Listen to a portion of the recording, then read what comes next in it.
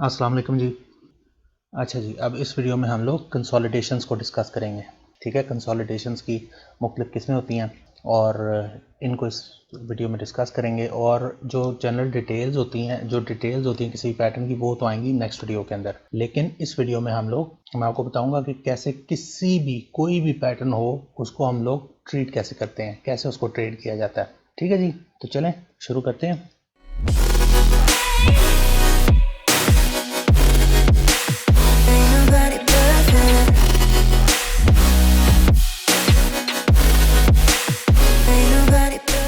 अच्छा जी, अब सबसे पहले कंसोलिडेशन होती क्या है। ठीक है, प्राइस जब भी किसी सेगमेंट में स्पीड से एक डिस्टेंस तय करेगी ना, चाहे वो डिस्टेंस अप का हो चाहे वो डाउन का हो, ठीक है, उसके बाद वो करेक्शन करती है। वो जो करेक्शन होती है ना, उस करेक्शन को हम लोग कहते हैं कंसोलिडेशन।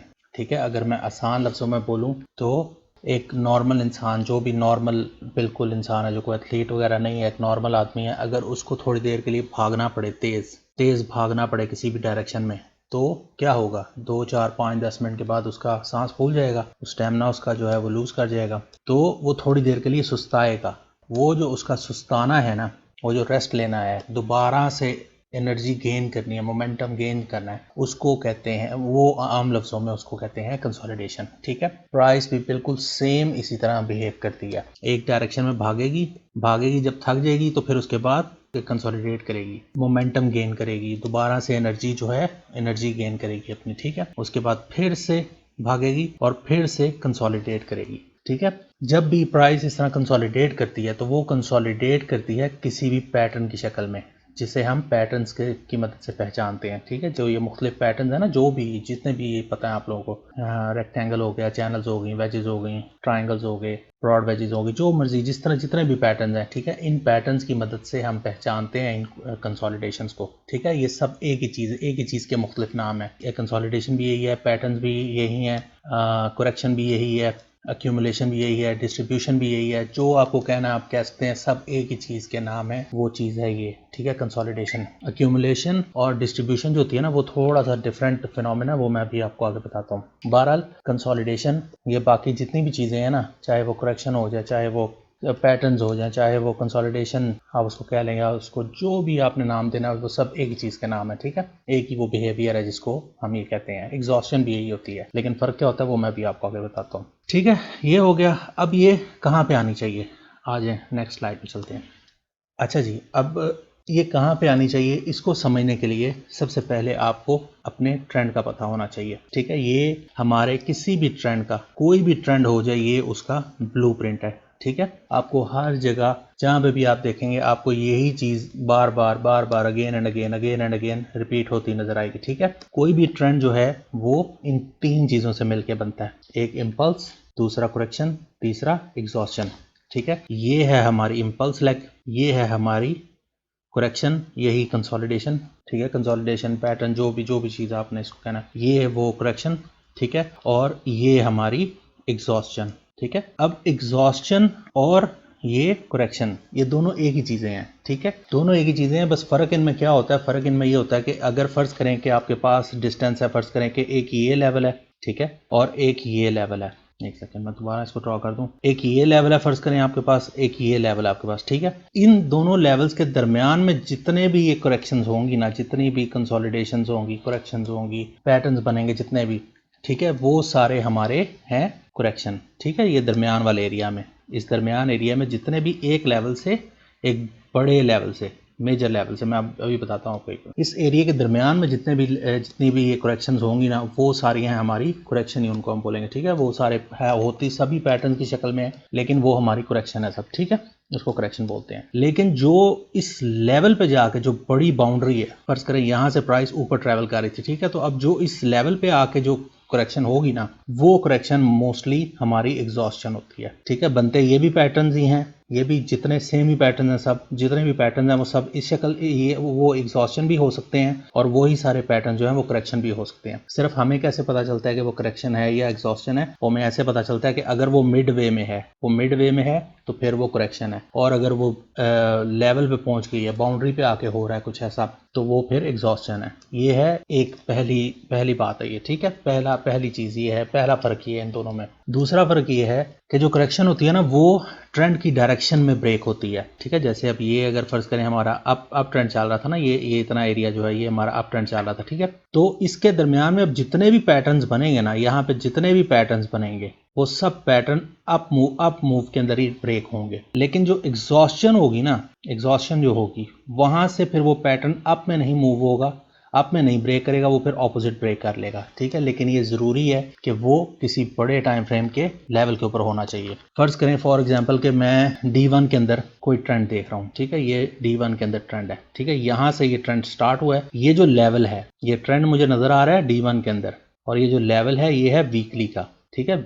ट्रेंड D1 का, लेवल वीकली का, और ये चलता जा रहा है ट्रेंड, ठीक है। चलते चलते ये ऊपर जाके अब इसकी एग्जॉस्शन शुरू हो गई है, तो यहाँ पे वीकली का लेवल होना चाहिए एक स्टेप, कम से कम एक स्टेप ऊपर का जो टाइम फ्रेम है ना उसका लेवल होना चाहिए, ठीक है। अगर वहाँ पे यही कंसोलिडेशन हो रही है, करेक्शन हो रही है, पैटर्न बन रहा है, जो कुछ भी आप इसको कहें, तो फिर वो एग्जॉस्शन है। लेकिन अगर वो बीच में हो रही है तो फिर वो करेक्शन है, ठीक है। ये इनमें फ़र्क होता है, इस तरह हम पहचानते हैं। ये फिनोमिना है, ठीक है। ये एक थ्योरेटिकल है, या अगर आप इसको कहेंगे ना तो वो ऐसे है, ठीक है। बाकी प्राइस कुछ भी कर सकती है, प्राइस ये लेवल है, ये लेवल है, ठीक है। प्राइस यहाँ से ऐसे जा रही है और करेक्शन करती जा रही है, ठीक है। करेक्शन करते करते एकदम से यहाँ बीच के अंदर ही वो एग्जॉस्शन करेगी, बीच के अंदर ही वो एग्जॉस्ट करेगी और एग्जॉस्ट करके वापस नीचे टूट जाएगी, ठीक है। प्राइस कुछ भी कर सकती है, लेकिन जो थ्योरेटिकली जो चीज़ है वो ऐसे है कि जो लेवल पे आ रही है वो हमारी एग्जॉस्शन है, और जो इस तरह उस दरमियान में, एरिया के दरमियान में आ रही है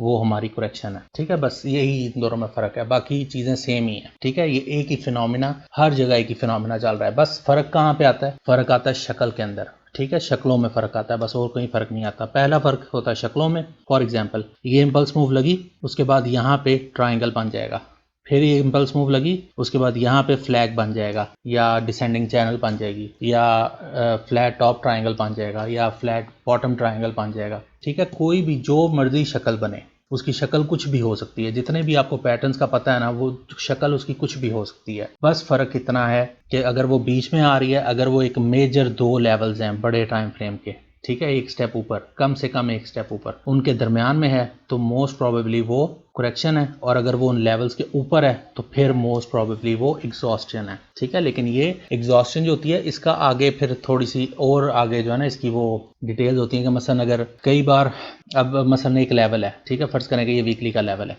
ये फ़र्ज़ करें कि वीकली का लेवल है, ठीक है। इसके ऊपर एक टच हो चुका है, 2 टच हो चुके हैं, अब थर्ड टच पे ज़रूरी नहीं है कि वो यहाँ पे एग्जॉस्शन ही करे, ये ज़रूरी नहीं है। थर्ड टच पे वो इसको ब्रेक कर सकती है, ठीक है। तो यहाँ पे इसी किस्म के धोखे इन जगहों पे देती है। तो ये अब जैसे जैसे आपका तजर्बा होगा फिर आपको पता चलेगा इन चीज़ों का, ठीक है। लेकिन इस तरह ये ज़रूरी नहीं है कि हर बार उस प्राइस ने उस बड़े लेवल पे जाके एग्जॉस्शन ही करनी है, ये ज़रूरी नहीं है, ठीक है। वहाँ पे जाके ये करेक्शन ही हो सकती है, करेक्शन होकर वो करेक्शन ऊपर को ब्रेक करे और फिर वो ऊपर निकल जाए। हमने बहरहाल इनको तभी ट्रेड करना है जिस तरफ से ये ब्रेक करेंगी और रीटेस्ट, कम से कम रीटेस्ट के बाद, और बाकी जो इसकी डिटेल होती है वो मैं भी आपको आगे बताता हूँ, ठीक है। अच्छा, एक तो चीज़ थी ये। दूसरी चीज़ ये है कि ट्रेंड की, ये मैंने आपको बताया ना कि ये एक ही चीज़, एक ही ये फिनोमिना जो है ये पूरा, ये हर जगह रिपीट हो रहा है, हर जगह अगेन एंड अगेन रिपीट हो रहा है। अगर आपको कहीं पे ऐसे कहीं पे तो आपको डायरेक्ट ट्रेंड नज़र आ जाएगा ना, लेकिन कहीं पे अगर आपको स्विंग नज़र आ रही है तो इसका ये मतलब नहीं है कि ये नहीं है वहाँ पे। आप अगर उसको, वो जिस टाइम फ्रेम में आप देख रहे हैं वहाँ पे आपको स्विंग नज़र आ रही है, अगर आप उससे एक स्टेप नीचे चले जाएंगे ना, अगर मसलन फ़र्ज़ करें कि D1 में आपको ये स्विंग है, D1 में आपको ये स्विंग नज़र आ रही है, और H4 में आप चले जाएंगे या H1 में आप चले जाएंगे तो वहाँ पे आपको ये चीज़ नज़र आ जाएगी, ठीक है। यही फिनोमिना हर जगह नज़र आ जाएगा। फ़र्क कहाँ पे है? फ़र्क सिर्फ 2 चीज़ों में है। एक चीज़ ये है कि ये शक्लें मुख्तलिफ होंगी हर जगह, ठीक है। ये जो शक्लें हैं ना ये मुख्तलिफ होंगी हर जगह, पहली चीज़ ये। दूसरी चीज़ ये कि ट्रेंड जो है उसकी भी मुख्तलिफ शक्लें होती हैं। फ़र्ज़ करें कोई ट्रेंड ऐसे सीधा सीधा जा सकता है, ठीक है, फिर कोई ट्रेंड ऐसे हो सकता है, फिर कोई ट्रेंड बिल्कुल ही ऐसे सीधा सीधा हो सकता है, मसलन बिल्कुल ही बस हल्के हल्के थोड़े थोड़े हाइज जो हैं वो पिछले हाइज से ऊपर हों, निकले और वो ऐसे ट्रेंड हो सकता है, ठीक है। ट्रेंड की भी फिर मुख्तलिफ आगे किस्में हैं, लेकिन बस ये दो ही चीज़ें हैं, बाकी चीज़ यही सेम जो है हर जगह रिपीट हो रही है। ठीक है, अच्छा अब नेक्स्ट चीज़ ये है कि जब भी आपने करेक्शन को ट्रेड करना है, ठीक है, बेसिकली ये सारा आइडिया क्या होता है, आइडिया ये होता है कि प्राइस जो है वो इम्पल्स लगाती है, इम्पल्स वेव, ठीक है, इम्पल्स वेव के बाद करेक्शन लगाती है, करेक्शन जैसे ही ब्रेक होती है, जैसे ही करेक्शन ब्रेक होगी तो फिर प्राइस न्यू इम्पल्स वेव लगाएगी, ठीक है, न्यू इम्पल्स वेव लगाएगी। ये सारा फिनोमिना होता है। हमारा काम कहाँ पे आता है, हमारा काम आता है इन जगहों के ऊपर। हम ये जो इम्पल्स वेव्स है ना, इनके दरमियान में से हम पकड़ने की कोशिश नहीं करते, ठीक है, हम इम्पल्स वेव के दरमियान में से हम पकड़ने की कोशिश नहीं करते। हम वेट करते हैं कि प्राइस करेक्शन करे, करेक्शन करने के बाद हमारी डायरेक्शन के अंदर उसको ब्रेक करे, करेक्शन को ब्रेक करने के बाद रीटेस्ट हमें मिले, और रीटेस्ट के बाद फिर हमारा काम आता है और हम इस नेक्स्ट जो लेग होती है ना, इम्पल्स लेग, उसको पकड़ने की कोशिश करते हैं। ठीक है, ये तरीका होता है हमारा। एक चीज़, दूसरी चीज़ ये कि जो भी आपने करेक्शन ट्रेड करनी है ना, वो आपने ट्रेंड की डायरेक्शन में करनी है, उल्टी सिमत में नहीं करनी। अपने पास से अखज़ नहीं करना कि वो जो है आपकी डायरेक्शन में ही जाएगा, ऐसे नहीं करना काम। ठीक है, फर्ज करें कि अप ट्रेंड चल रहा है, ठीक है, इस अप ट्रेंड के अंदर अब जितनी भी ये करेक्शंस है ना, जितने भी जो भी पैटर्न्स बनेंगे, जो भी जिस भी किस्म के पैटर्न्स बनेंगे, वो मेरी डायरेक्शन के अंदर टूटेगा तो मैं उसको ट्रेड करूंगा। अगर वो पैटर्न जो है वो मेरी डायरेक्शन में टूटेगा तो मैं उसको ट्रेड करूंगा, लेकिन अगर वो मेरी डायरेक्शन से पीछे टूट रहा है, ऑपोजिट साइड पे टूट रहा है, ऑपोजिट साइड पे, तो फिर मैं ट्रेड नहीं करूंगा। फिर मैं ट्रेड क्यों नहीं करूंगा, इसलिए नहीं करूंगा क्योंकि अक्सर ऐसी जगहों पे क्या होता है कि फ़र्ज़ करें कि आप इसको, पैटर्न अभी पूरी तरह डेवलप नहीं होता और आप इसको समझ रहे हैं कि फ़र्ज़ करें ये फ्लैट बॉटम ट्रायंगल आप इसको समझ रहे हैं, ठीक है, ये फ्लैट बॉटम ट्रायंगल आप इसको समझ रहे हैं। अब प्राइस क्या करेगी कि आप यहाँ से ये, इसने एक लो लगाया, एक लो लगा के दोबारा जब ये आके नीचे तोड़ेगी और आप समझ रहे होंगे कि ये ब्रेकआउट हो गया, ठीक है, ये ब्रेक हो गया और अब यहाँ से प्राइस नीचे जाएगी, आप ऐसे समझ रहे होंगे। होगा क्या कि वो यहाँ पे कोई फ्लैग बना देगी या चैनल बना देगी, वहाँ से वो बाउंस लेगी और वापस ऊपर जाके ऊपर तोड़ देगी। ठीक है, तो इस तरह बिल्कुल भी जो हमारी डायरेक्शन से ऑपोजिट ब्रेक करेंगे ना पैटर्न्स, उनको हमने नहीं ट्रेड करना, ऑपोजिट नहीं ट्रेड करना, सिर्फ ट्रेंड की डायरेक्शन में पकड़ना है। और वो भी अगर सिग्नल मिले तो वो सिग्नल्स कैसे हम पकड़ते हैं, क्या होता है, वो सारा भी आगे बताता, लेकिन हमने सिर्फ उन्हीं को पकड़ना है जो हमारी ट्रेंड की डायरेक्शन में होंगे और हमारी डायरेक्शन के अंदर ब्रेक करेंगे तो हम ट्रेड करेंगे, वरना हम ट्रेड नहीं करेंगे। ठीक है, अच्छा जी, अब हम कब तक करेक्शन को अपनी डायरेक्शन में ही ट्रेड करते जाएंगे और कब, कैसे हमें पता चलेगा कि वो अब करेक्शन नहीं हो रही, वो अब एग्जॉस्शन हो रही है। जैसे मैंने अभी आपको पीछे बताया है कि जब तक वो किसी मेजर लेवल पर नहीं पहुंच जाएगी, ठीक है, मेजर लेवल पर अगर फर्ज करें कि मेरा D1 में है ना, मेरा ट्रेंड जो है वो D1 के अंदर है, ठीक है, और ऊपर कोई यहाँ पे वीकली का लेवल है, तो जब तक वो इस लेवल पे नहीं पहुंच जाएगी तब तक हम करेक्शन को ट्रेड कर रहे हैं। जब वो इस लेवल पे पहुंच जाएगी फिर हम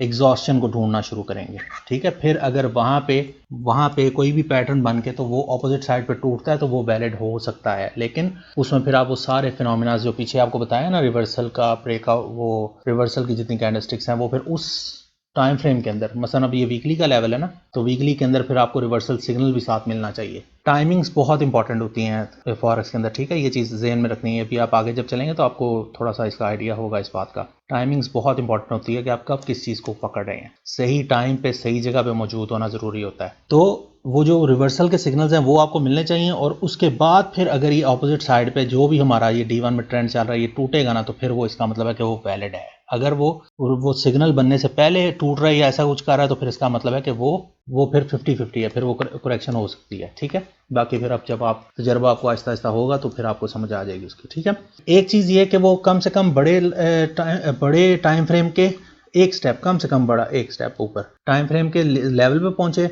या फिर वो ट्रेंड अपने आप में एग्जॉस्ट हो जाए। ठीक है, फर्ज करें कि ये लेवल है वीकली का, ठीक है, और ये ट्रेंड चल रहा है D1 का, ठीक है, और D1 का ट्रेंड चल के ये D1 का, ये साथ साथ D1 के लेवल भी बनते जा रहे हैं ना, ठीक है, तो ये अगर लेवल है और यहीं पे आके, तो यहीं पे प्राइस ने एग्जॉस्शन स्टार्ट कर दिया, यहीं पे प्राइस आके एग्जॉस्ट हो गई। एग्जॉस्ट का मतलब ये है कि जो पीछे आपको वो जो उसमें बताई थी ट्रेंड वाली वीडियो में, जो तीन चीज़ें आपको बताई थी ना, तीन पैटर्न्स आपको बताए थे, head and shoulders, double tops और ट्रिपल टॉप्स, इन तीनों में से जोन सी भी चीज़ मिल जाए या फिर कोई पैटर्न मिल जाए, ठीक है, तो वो फिर एग्जॉस्शन हो सकती है इस सेम टाइम फ्रेम के अंदर, D1 के अंदर ही। ठीक है, D1 के अपने लेवल के ऊपर ही वो उसको ट्रेंड को तोड़ दे, ट्रेंड की सीक्वेंस को तोड़ दे और एग्जॉस्ट कर जाए ट्रेंड, लेकिन ऐसी ट्रेड वीक होती है बहुत। ठीक है, ये भी ज़हन में रखना है, ऐसी ट्रेड वीक होती है, ठीक है, जो उसके अपने जो बड़े मेजर लेवल से बाउंस ना ले रही हो। अच्छी जाने को सब कुछ हो सकता है मार्केट के अंदर, ठीक है, हर चीज़ पॉसिबल है, लेकिन एक अच्छा फिनोमिना क्या है, एक अच्छा फिनोमिना, एक अच्छी ट्रेड कौन सी है, वो ये है कि जो हमें बड़े टाइम फ्रेम से जाके वहाँ पे एग्जॉस्शन हो और फिर जो है हमें रिवर्सल मिले, वो एक अच्छी ट्रेड होती है, ठीक है। ये जो अपने अपने ट्रेंड के अंदर खुद अपने ही लेवल से प्राइस एग्जॉस्ट करके वापस होती है ना, ये हो तो सकता है, लेकिन ये फिर वीक थोड़ा सा काम होता है, ठीक है, क्योंकि वो जितनी वो लेवल जितना बड़ा होगा ना उतना ज़्यादा सॉलिड होगा। जहाँ से हमें बाउंस मिल रहा है ना, जिस बाउंस को हमने ट्रेड करना है, वो जो बाउंस मिल रहा है वो जितने स्ट्रॉन्ग लेवल से होगा ना, कि जितने बड़े लेवल से होगा उतना ज़्यादा वो स्ट्रॉन्ग बाउंस होगा, ठीक है। अच्छा, अब ये जो ट्रेंड है ना, इसी को हम लोग वाइकॉफ लॉजिक भी कहते हैं, वाइकॉफ लॉजिक या वाइकॉफ मनी साइकिल। ये रिचर्ड वाइकॉफ है, कोई अमेरिकन था, इसने जो है ये इंट्रोड्यूस करवाया था ये मेथड। उसमें और इसमें क्या फ़र्क है, ठीक है, आसान जो है ये वाला है, लेकिन उसमें और इसमें क्या फ़र्क है, उसमें फ़र्क बस इतना ही है कि ये जो आप एग्जॉस्शन है, ठीक है, इसको आप यहाँ पे लें, उसका जो मेथड है ना वो ऐसे शुरू होता है कि पहले एक एग्जॉस्शन होगी, एग्जॉस्शन के अंदर यहाँ से वो इसको कहता है एक्यूमुलेशन। अब एक्यूमुलेशन क्या चीज़ है, एक्यूमुलेशन ये है कि फ़र्ज़ करें कि एक डाउन ट्रेंड आ रहा है ना, एक डाउन ट्रेंड आ रहा है, उसके बाद ये एग्जॉस्शन स्टार्ट हो गई है, ठीक है, एग्जॉस्शन स्टार्ट होगी, तो यहाँ तक अब कंट्रोल किसके पास है, ये कंट्रोल है सेलर्स के पास, ठीक है, सेलर्स प्राइस को ड्राइव करते हुए नीचे लेके आ रहे हैं। अब यहाँ पे वो इसको इस मसलन एक फेज़ बोलता है, एक्यूमुलेशन का मतलब है एक फेज़ जिसके अंदर जो कंट्रोल है वो सेलर्स से निकल के बायर्स के पास जाना शुरू हो जाए, ठीक है, बायर्स के पास जाना शुरू हो जाए। और इसको पहचानते कैसे हैं, यानी वाइकॉफ मेथड के थ्रू जो इसकी एक्यूमुलेशन होती है, जो नीचे आएगा ना, नीचे जो बॉटम में आएगा उसे कहते हैं एक्यूमुलेशन, और जो ऊपर आएगा वो उसे कहते हैं डिस्ट्रीब्यूशन, ठीक है, दोनों एक ही हैं। पहचानते इसको कैसे, पहचानते इसको ऐसे हैं कि फ़र्ज़ करें कि सारे जो हैं लोअर लोज बन रहे हैं, ठीक है, एक डाउन ट्रेंड चल रहा है तो सारे लोअर लोज बन रहे हैं, ठीक है, लोअर लोज बनते बनते अचानक से ये जो एग्जॉस्शन होगी, ये जो कंसोलिडेशन होगी, ठीक है, उसके अंदर क्या होगा कि लोज जो हैं टॉप वहीं पे रहेगा, और जो लोज हैं वो हायर बनने शुरू हो जाएंगे, हायर लोज बनने शुरू हो जाएंगे, और उसके बाद एक लो जो है वो इसको तोड़ने की कोशिश करेगा। ये जो भी ये लो बनेगा नीचे ट्रेंड लाइन या स्ट्रेट लो, जो भी उसको तोड़ने की कोशिश करेगा, फॉल्स ब्रेक होगा वो, और वो वापस ऊपर आएगा और वापस ऊपर आके ऊपर निकल जाएगा, ठीक है। तो जहां ये जो फेज है, ये जो ट्रांजिशन फेज है, ये जो लोअर लो से ये हायर हाइज बनना, हायर लोज बनने स्टार्ट हो जाएं, तो इस फेज को वो वाइकॉफ जो है वो कहता है एक्यूमुलेशन, ठीक है। यहां से फिर वो ऊपर ब्रेक करेगा और ऊपर ब्रेक करके फिर ऊपर नया ट्रेंड शुरू हो जाएगा, ठीक है। ये होती है वाइकॉफ मेथड के थ्रू, ये होती है जो नीचे आए इस तरह की ये जो एग्जॉस्शन है, ये जो नीचे आएगी बॉटम में, उसको कहते हैं एक्यूमुलेशन, और उसके बाद जो ट्रेंड ऊपर निकलेगा इसको कहते हैं मार्कअप, और उसके बाद यही सेम काम जो यहाँ पे हुआ है ना, यही सेम काम इधर ऊपर होगा, उसको फिर डिस्ट्रीब्यूशन कहते हैं। डिस्ट्रीब्यूशन क्या है, इसको ऑपोजिट कर लें कि ये जो बायर्स के पास कंट्रोल जा रहा था, ये सारा कंट्रोल अब यहाँ पे सेलर्स के पास आना शुरू हो जाएगा, ठीक है। ये जो हायर हाइज बन रहे हैं, हायर हाइज यहाँ पे आके एकदम से लोअर हाइज बनने शुरू हो जाएंगे, ठीक है, लोअर हाइज बनने शुरू हो जाएंगे, और उसके बाद प्राइस आखिरी बार उसको तोड़ने की कोशिश करेगी, फॉल्स ब्रेक करेगी और वापस अंदर एंटर होकर नीचे चली जाएगी, नीचे एक नया डाउन ट्रेंड शुरू हो जाएगा जिसको मार्क डाउन कहते हैं, ठीक है। ये है वाइकॉफ, चीज़ वही है, सब कुछ वही है, फिनोमिना सेम ही है, बस आप इसको याद रखें, इन तीन चीज़ों को, इन तीन चीज़ों पे आपने जो है ना प्रैक्टिस करनी है ज़्यादा, और ये आसान भी है समझने में, कोई इतनी ज़्यादा इसको मुश्किल भी नहीं है, ठीक है। चलें आज मैं आपको चार्ट्स पे इसकी थोड़ी सी एग्जांपल दिखाता हूँ कि ट्रेंड क्या होता है और हम कैसे उसको पढ़ते हैं। अच्छा जी, अब ऑड एंड जेड का चार्ट है, ठीक है, H4 का टाइम फ्रेम से कोई फ़र्क नहीं पड़ता, कौन सा मर्जी टाइम फ्रेम हो, फिनोमिना सब एक ही है, सब चीज़ें एक ही हैं, ठीक है। तो ये यहाँ से ये डाउन ट्रेंड आ रहा था, डाउन ट्रेंड आके ये इन्वर्टेड हेड एंड शोल्डर बना, ठीक है, और यहाँ से प्राइस ने ऊपर उठना शुरू कर दिया, ठीक है। अब यहाँ से आगे देखें, आपको नज़र आ रहा है, अगर नहीं नज़र आ रहा, मैं यहाँ पे ट्रेंड लाइन से नहीं ड्रॉ करूँगा, मैं यहाँ पे जस्ट एक ये हाथ से ही ड्रॉ करूँगा, ठीक है, क्योंकि वो फिर उसमें टाइम बड़ा लगता है। तो अब यहाँ से आगे ये देखें, ये रही हमारी इम्पल्स लेग, ये वाली, ये रही इम्पल्स, ये रही करेक्शन पहली, फिर ये रही इम्पल्स, फिर ये रही करेक्शन दूसरी, फिर ये रही इम्पल्स, फिर ये रही करेक्शन तीसरी, फिर ये रही इम्पल्स, करेक्शन सॉरी, ये रही इम्पल्स और ये रही करेक्शन हमारी। ये देख रहे हैं आप, एक ही चीज़ बार बार रिपीट हो रही है, ठीक है। अब यहाँ पे तो मोस्टली ये सारे एक ही जैसी चीज़ बनी है ना, एक जैसी शक्लें बनी हैं, कहीं पे ये डिफरेंट भी हो सकती हैं, कहीं पे कोई बीच में फ्लैग होगा, कहीं पे कोई बीच में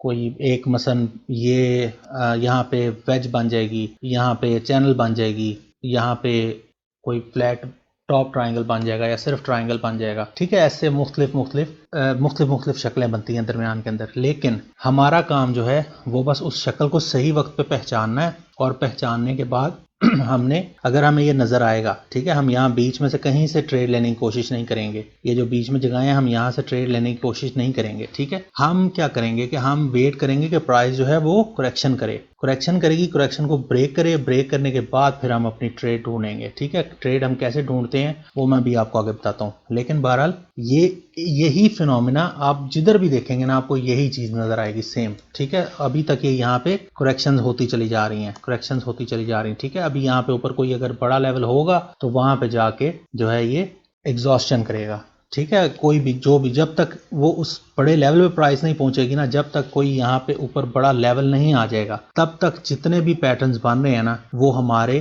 ट्रेंड की डायरेक्शन में टूटने चाहिए। अगर वो ट्रेंड की डायरेक्शन में टूट रहे हैं तो इसका मतलब है करेक्शन है। ठीक है, और अगर वो इस बड़े लेवल पे आगे बन रहा है तो फिर वो एग्जॉस्शन हो सकती है, लेकिन फिर उसके अंदर आप वो सारी चीज़ें पिछली जो है ना मल्टी टाइम फ्रेम की और ट्रेंड्स की वो सारा कुछ आप बीच में डालेंगे। ठीक है, फिर वो इन सबको आप ज्वाइन करेंगे। ठीक है, चलिए आ जाए एक और एग्जाम्पल आपको उसकी दिखा देता हूँ। अच्छा जी, GBP/NZD का चार्ट है। ठीक है, GBP/NZD का चार्ट है और ये ट्रेंड नीचे आ रहा था। ठीक है, ये प्राइस लोअर लोज बना रही थी और नीचे आ रहा था, और यहाँ पे आके ये हमारे पास ये डबल बॉटम बना।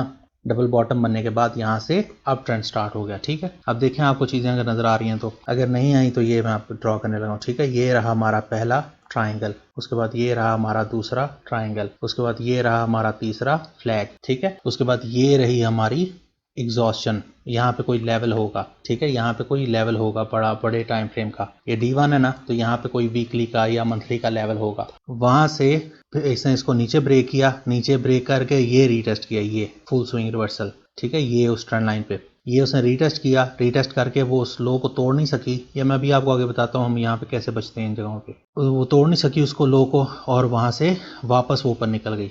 ठीक है, वापस ऊपर निकली और यहाँ पे उसने फिर से जो है पैटर्न बनाने शुरू कर दिए।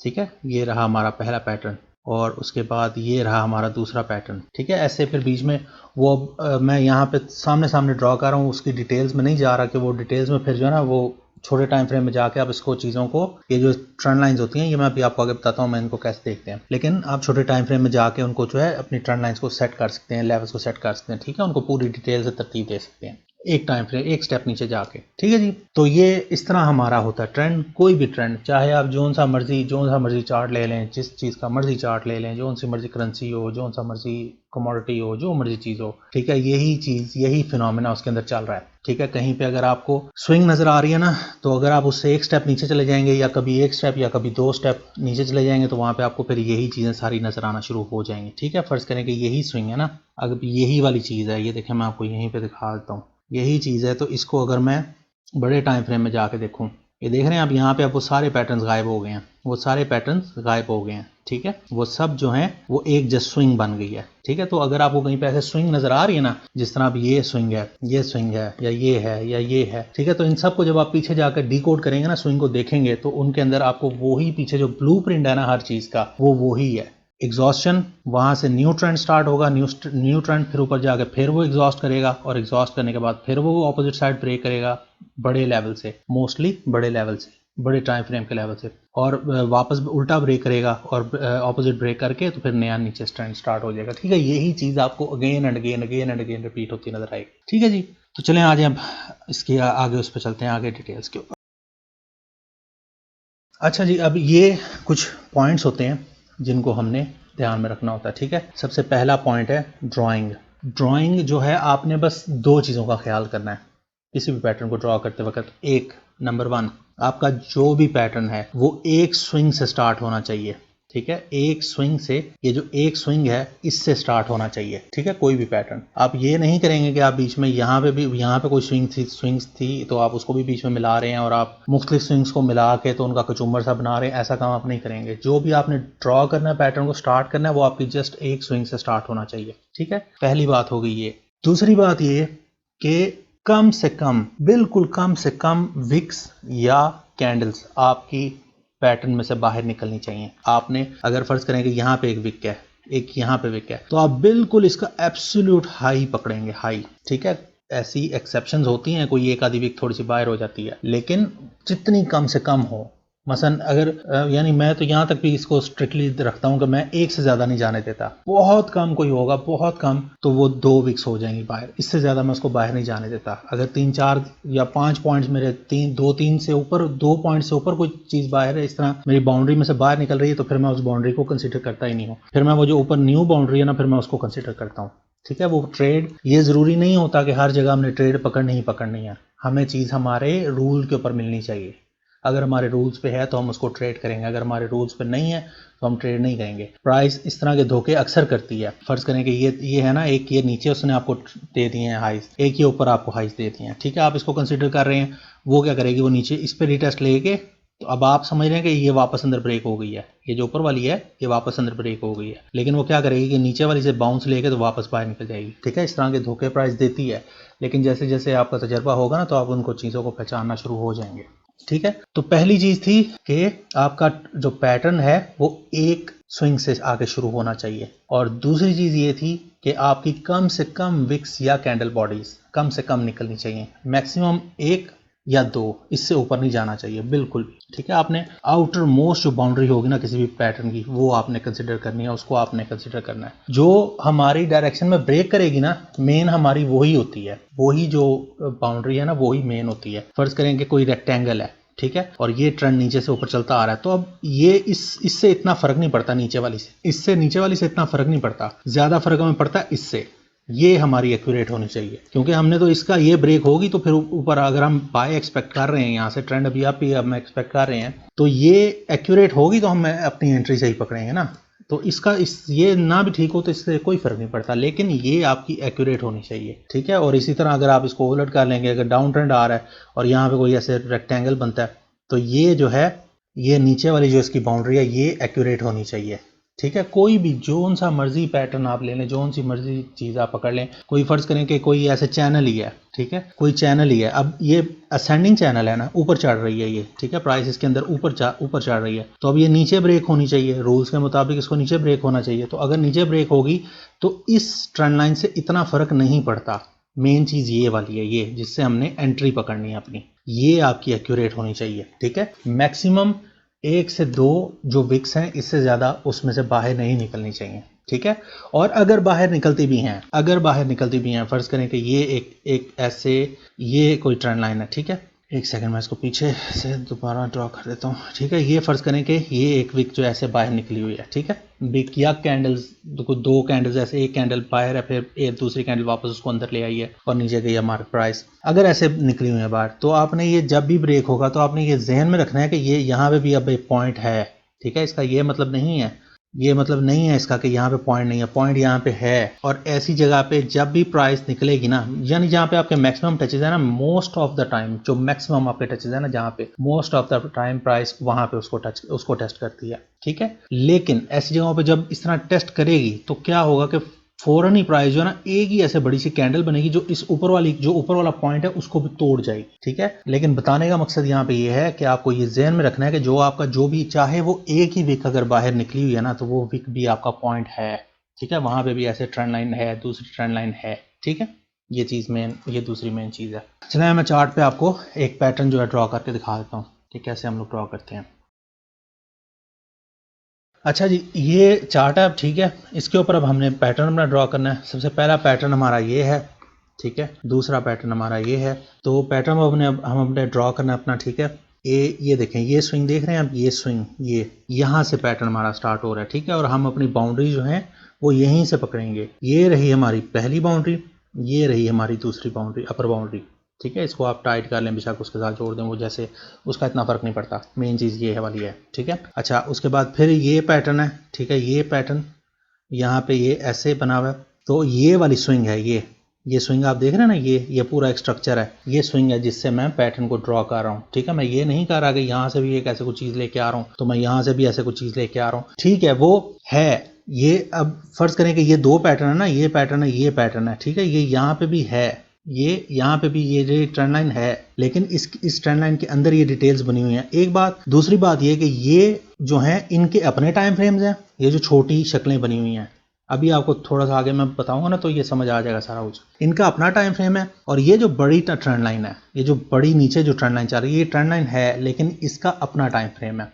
ठीक है, फर्ज करें कि ये है, मिसाल के तौर पे, सिर्फ जस्ट मिसाल के तौर पे, ये है मेरा D1 का। इस पैटर्न को ट्रेड करते वक्त फर्ज करें कि मैं D1 को देखूंगा, तो अब ये जो नीचे वाला मेजर है ना, जब भी ये ब्रेक होगा तो फिर मुझे जो चीजें देखनी है ना, वो मुझे फिर साथ वीकली की भी देखनी है। ठीक है, तो इस तरह थोड़ा सा फर्क होता है, वो भी आपको आगे थोड़ा सा समझाऊंगा, आगे बताऊंगा मैं कि कैसे इसको करते हैं। लेकिन जो मेन चीज जो बताने की है वो ये है कि जो भी हमारा पैटर्न है ना, वो एक स्विंग से स्टार्ट होना चाहिए।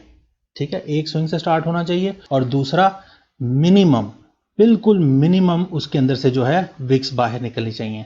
ठीक है, विक्स उसकी ज्यादा बाहर नहीं होनी चाहिए, विक्स या कैंडल बॉडी। आप जो उसकी एब्सोल्यूट, बिल्कुल एब्सोल्यूट उसकी जो होगी ना बाउंड्री, आप उसको पकड़ेंगे। ठीक है, कोई ऐसे अंदर से अंदर इस तरह ड्रॉ करने की कोशिश नहीं करनी चीज़ों को। ठीक है, मैक्सिमम आपने आउट ही उसको रखना है, बाकी फिर जैसे जैसे आप आगे चलेंगे वैसे तजर्बा हो जाएगा आपको। ठीक है, चलिए आज नेक्स्ट पॉइंट पे चलते हैं आप।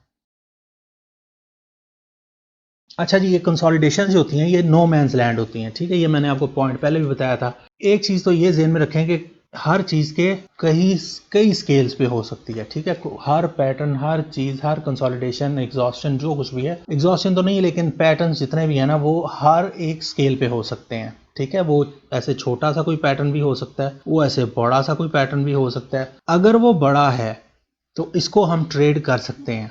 ठीक है, इस बड़े पैटर्न को हम ट्रेड कर सकते हैं। बड़े से मुराद ये कि फर्ज करें कि D1 का टाइम फ्रेम है।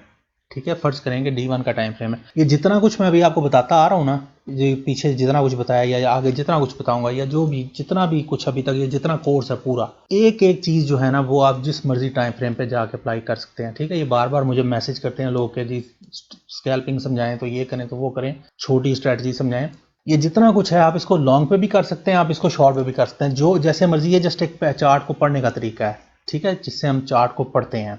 ये बाकी आपकी मर्जी है कि आपने इसको कहाँ पे अप्लाई करना है। हम लोग या जितने भी प्रोफेशनल्स हैं वो ज़्यादातर बड़े टाइम फ्रेम्स पे रहते हैं, बस बात इतनी सी है। छोटे टाइम फ्रेम्स पे नॉइज ज़्यादा होता है, बस इतना सा फर्क है। बाकी मेथड एक ही, आप जहाँ मर्जी उसको जाकर अप्लाई करें। ठीक है, अब फर्ज करें कि ये D1 का कोई पैटर्न है। ठीक है, ये वाला, तो D1 के हिसाब से अगर इसकी जो लेंथ है, ये जो इसकी लेंथ है, अगर तो ये 200-250-300 पिप्स है तो ठीक है, फिर आप इसमें ट्रेड कर सकते हैं। आपको अच्छी एक ट्रेड मिल रही है तो वो आप पकड़ सकते हैं। लेकिन आपको ये जहन में रखना है कि पैटर्न्स के अंदर बहुत चांसेस होते हैं कि प्राइस आपको जो है रिवर्सल दिखाए। मसलन यहाँ पे आके यहाँ पे आपको कोई पिन बार दिखा दे, कोई चीज़ दिखा दे, इस बात को जहन में रखना है, दिखाए, और उसके बाद आप वहाँ से बाय की एंट्री पकड़ें और प्राइस थोड़ा सा ऊपर जाके आपका ऑर्डर ट्रिगर करके वापस नीचे चली जाए, बाय ब्रेक कर जाए। ठीक है, ये चीज़ फिर बहुत होती है। लेकिन हम लोग बड़े पैटर्न के अंदर ट्रेड कर सकते हैं।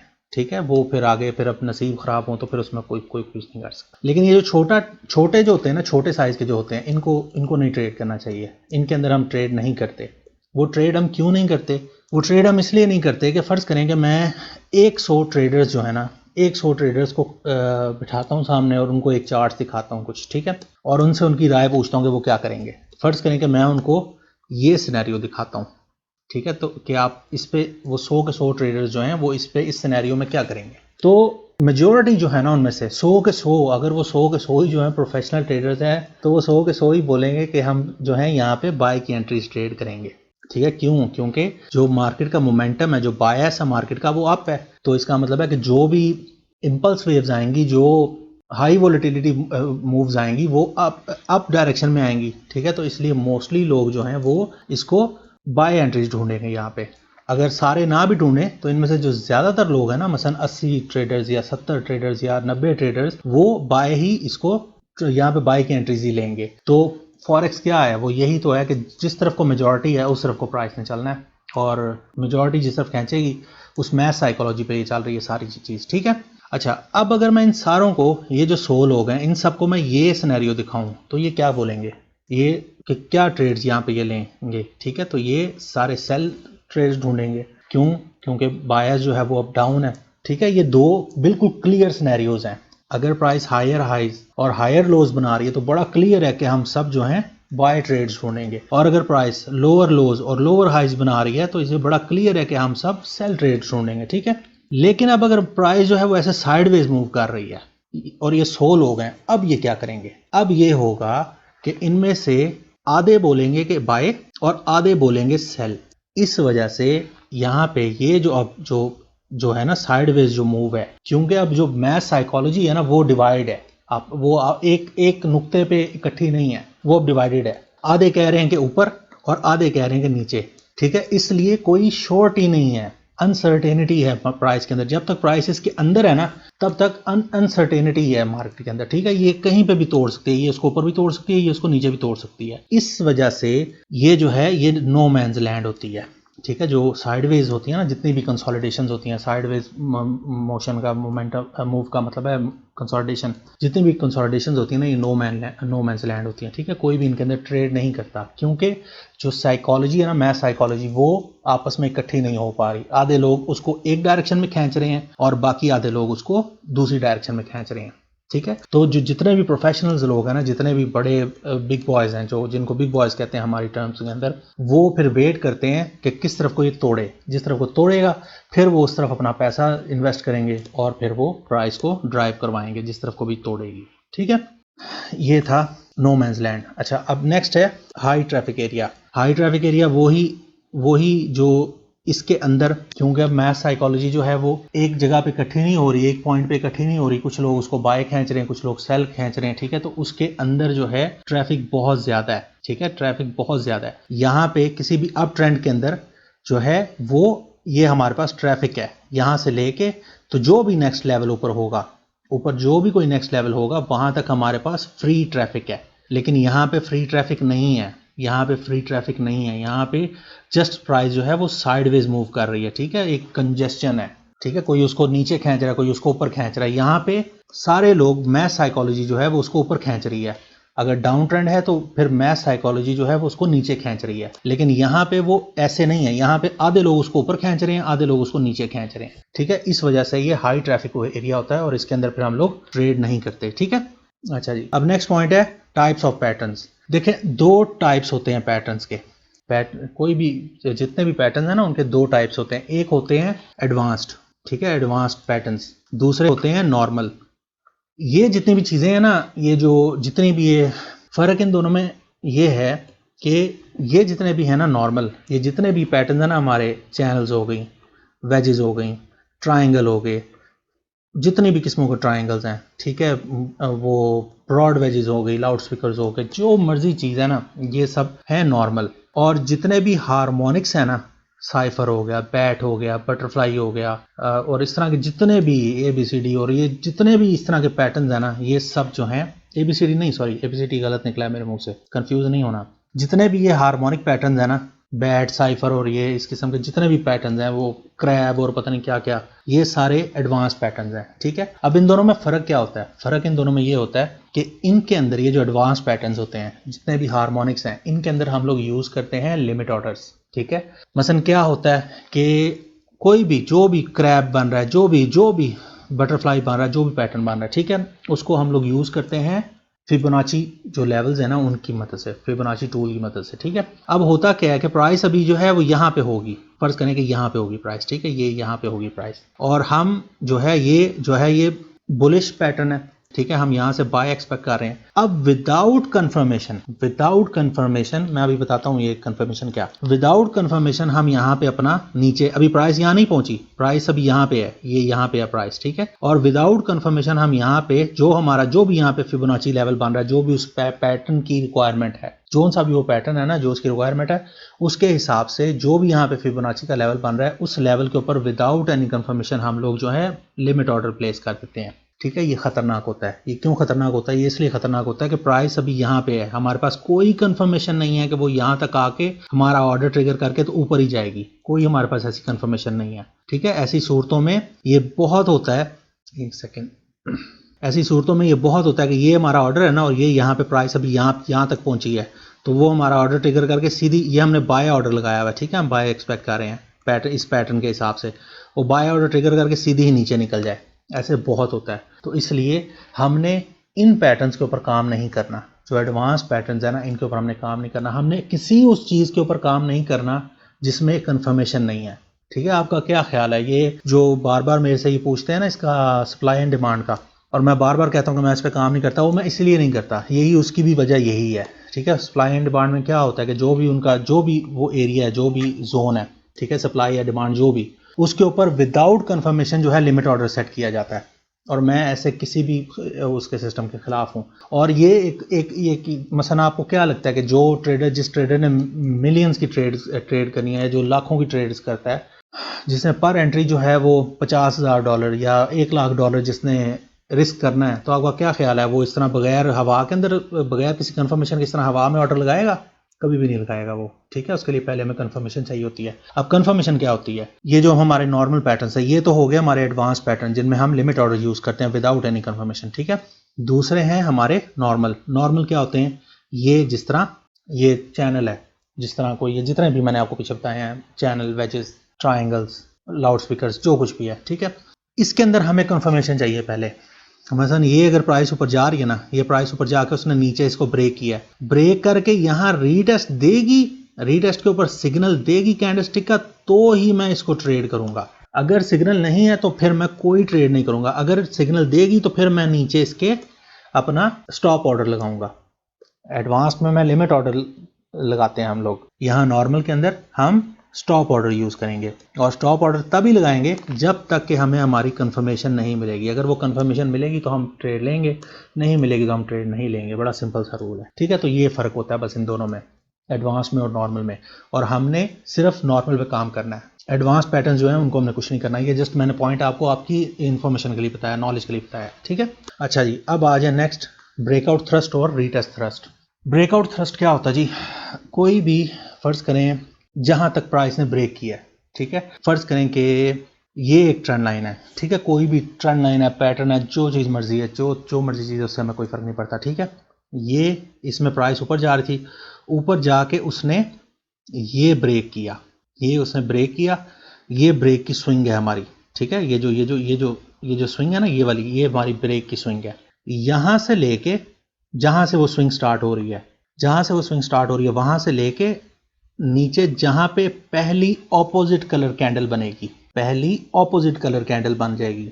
ठीक है, फर्ज करें कि ये डाउन स्विंग आई है ना, ये डाउन स्विंग है। ठीक है, तो ये इसका मतलब है कि ये सारी रेड में, अगर मैं रेड बेरिश यूज करता हूँ कलर और ब्लू जो है बुलिश यूज करता हूँ, तो ये सारी रेड में होगी ना, ये मोस्टली कैंडल्स यहाँ पे रेड में होंगी। ठीक है, जो प्राइस को नीचे ड्राइव कर रही हैं। जहां पे ये नीचे आके मेरी ब्लू कलर की कैंडल बन जाएगी ना, ब्लू कलर की जो कैंडल बन जाएगी, जहां पे भी ये यहाँ स्टार्ट से लेके वो मेरी ब्लू कैंडल का जो भी लोवेस्ट पॉइंट है, जो भी लोवेस्ट पॉइंट है, बिल्कुल लोवेस्ट टिप, या अगर वो कैंडल है चाहे वो विक है, उसकी जो टिप है, ये जो पूरी स्विंग है ना, ये यहाँ से लेके यहाँ तक, ये जो पूरी स्विंग है ना, इसको हम लोग कहते हैं ब्रेकआउट थ्रस्ट। ठीक है, दोबारा से समझ लेना इसको। जो स्विंग यहाँ से ब्रेक करेगी, जहां पहली opposite colour direction, opposite colour की कैंडल बन जाएगी, ये स्टार्ट से लेके ये उस कैंडल के लो तक, ये हमारा है ब्रेकआउट थ्रस्ट। ठीक है, इसको ये इंफॉर्मेशन किस लिए ज़रूरी है, ये मैं अभी आपको आगे बताता हूँ थोड़ा सा। अभी अगले पॉइंट पे चलते हैं ना, फिर मैं आपको बताता हूँ। लेकिन एक स्ट्रैटेजी ये भी होती है कि ये जितना भी ब्रेकआउट थ्रस्ट है ना हमारा, जितना भी ये ब्रेकआउट थ्रस्ट है, इसी को आगे आगे जो रीटेस्ट होता है ना, वहां से नीचे फिर कैलकुलेट करते हैं। जितना ये ब्रेकआउट थ्रस्ट होगा ना, इतना ही आगे जो है, आगे रीटेस्ट से कैलकुलेट करते हैं और उसका 80% जो है उसका ट्रेड किया जाता है। ठीक है, ये एक स्ट्रेटजी है, ये अलग चीज़ है, इसको छोड़ देंगे, मैं जस्ट आपको एक इन्फॉर्मेशन बता रहा हूँ। लेकिन जो ब्रेकआउट थ्रस्ट है हमारा वो ये है। ठीक है, और जहां तक ये प्राइस ऐसे वापस जाएगी, जहां तक ये वापस जाएगी, वापस जाके वहां से मुड़ेगी नीचे, तो ये जो है ना, ये ब्रेक किया, ये ब्रेक करके रीटेस्ट, और रीटेस्ट से ये वापस मुड़ना शुरू हो गई। ये जो है ना, ये वाला, ये जो बीच में ये वाली है, ये है हमारा रीटेस्ट थ्रस्ट। ठीक है, ये दोनों चीज़ें कैसे यूज़ होती हैं मैं अभी आपको आगे बताता हूँ।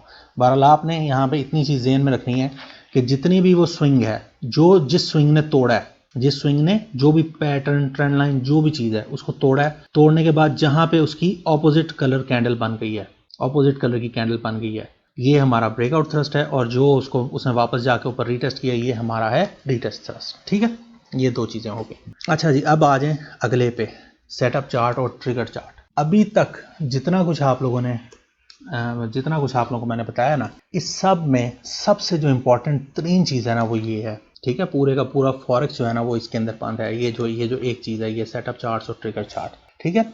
ये जितनी भी चीज़ें हैं ना, जैसे ट्रेंड लाइन है, लेवल है, कैंडलस्टिक्स हैं, ठीक है, ये जितनी भी चीज़ें हैं, इन सब चीज़ों से ऊपर एक चीज़ होती है जिसकी तरफ किसी भी ट्रेडर का ध्यान नहीं जाता, ठीक है, और वही सबसे इंपॉर्टेंट चीज़ होती है।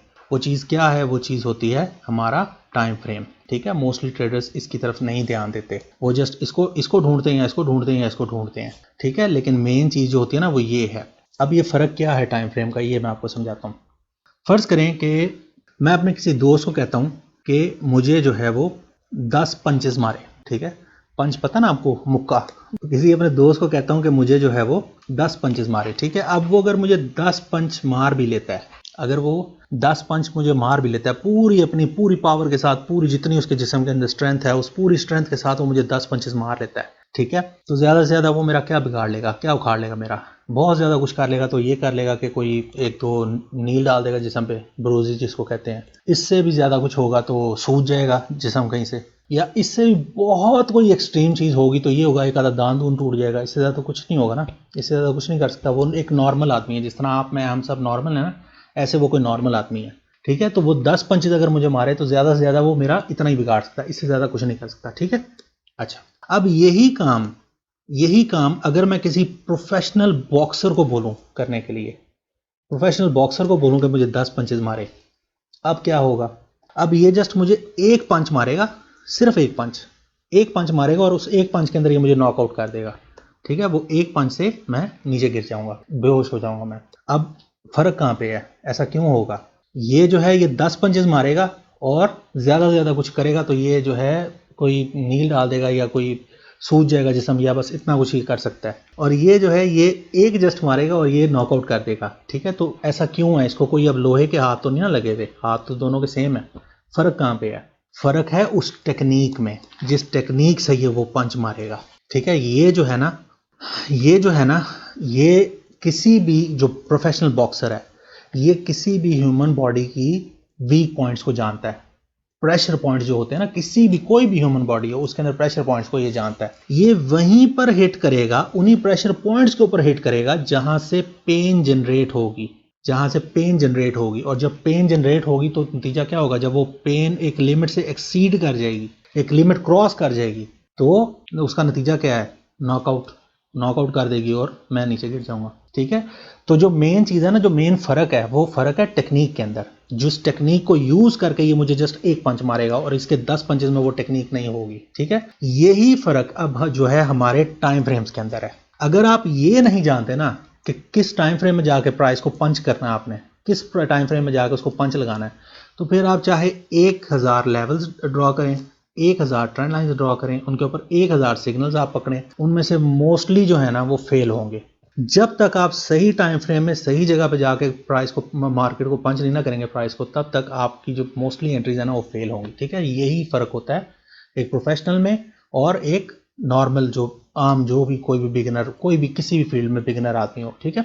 अब हमें कैसे पता चलता है कि हमने किस तरह टाइम फ्रेम को पकड़ना है, ठीक है, कौन सा टाइम फ्रेम हमने पकड़ना है? वो हमें पता चलता है इससे, ये जो है ट्रिगर चार्ट और सेटअप चार्ट, ठीक है। चलिए आज हम इसकी अब नेक्स्ट स्लाइड पे चलते हैं। अच्छा जी, अब ये दोनों होते क्या हैं ये तो मैं अभी आपको आगे बताता हूँ, ठीक है। लेकिन इस सीक्वेंस को आपने ज़हन में रखना है, ठीक है। जो ट्रिगर चार्ट है ना वो कम से कम 4 टाइम स्मॉलर होना चाहिए सेटअप चार्ट से, ठीक है। इसका क्या मतलब है? इसका ये मतलब है कि सेटअप चार्ट की एक कैंडल हो, एक कैंडल, तो ट्रिगर चार्ट की वो 4 या इससे ऊपर जितनी मर्जी कैंडल्स होनी चाहिए, ठीक है। सेटअप चार्ट की एक कैंडल ट्रिगर चार्ट की कम से कम 4 या इससे ऊपर होनी चाहिए, इससे नीचे नहीं होनी चाहिए, ठीक है। अगर तो ये 4 से नीचे हैं, फर्ज करें कि 4 से नीचे 3 है, 3 कैंडल्स है, तो फिर ये हमारा ट्रिगर चार्ट नहीं है। फिर ये जो 3 कैंडल्स वाला ना ये हमारा जो है सेटअप चार्ट है। वो बहरहाल आगे भी तस्वीर आती है तो फिर मैं उसमें बताता हूँ आपको। लेकिन ये जो है 4, कम से कम 4 टाइम जो है ना इससे सेटअप चार्ट से हमारा स्मॉलर होना चाहिए, ठीक है। जैसे फॉर एग्जाम्पल अगर आपका मंथली जो है वो सेटअप चार्ट है, आपको सेटअप जो है वो आपका नजर आ रहा है मंथली के अंदर, ठीक है। तो अब मंथली की एक कैंडल जो है वो वीकली की 4 कैंडल्स बनती हैं। मसलन एक कैंडल अगर मंथली की हो तो वीकली की 4 कैंडल्स होंगी ना, तो फिर वीकली हमारा ट्रिगर चार्ट है।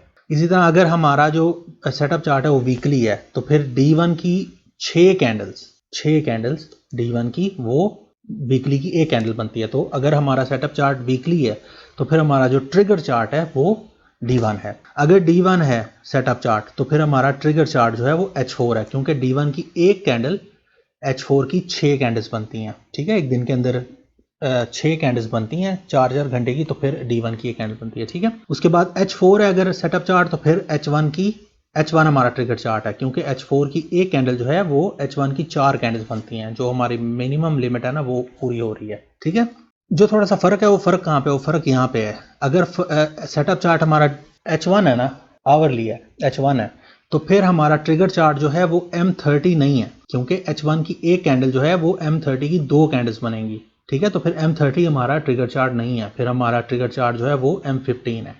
ठीक है, और ये सीक्वेंस ज़रूरी है। ठीक है, ये स्टेप है, बस एक ही स्टेप, इससे ज़्यादा हम नीचे नहीं जाएंगे। चाहे हम मॉनिटर कर रहे हैं, चाहे हम जो मर्जी का काम कर रहे हैं, हम इससे ज़्यादा नीचे नहीं जाएंगे। ठीक है, ये ऐसा नहीं होगा कि मेरा सेटअप जो है वो मंथली में है, फ़र्ज़ करें फॉर एग्जांपल, तो मैं कम से कम जो उसको देखूंगा ना वो मैं वीकली में मुझे चीज़ें चाहिए, जो कुछ भी मुझे चाहिए। ठीक है, ये ऐसा नहीं होगा कि मेरा सेटअप जो है वो मंथली का है और मैं जाकर उसको D1 में चीज़ें ढूंढता फिर रहा हूँ या H4 में ढूंढता फिर रहा हूँ, ऐसा नहीं होगा।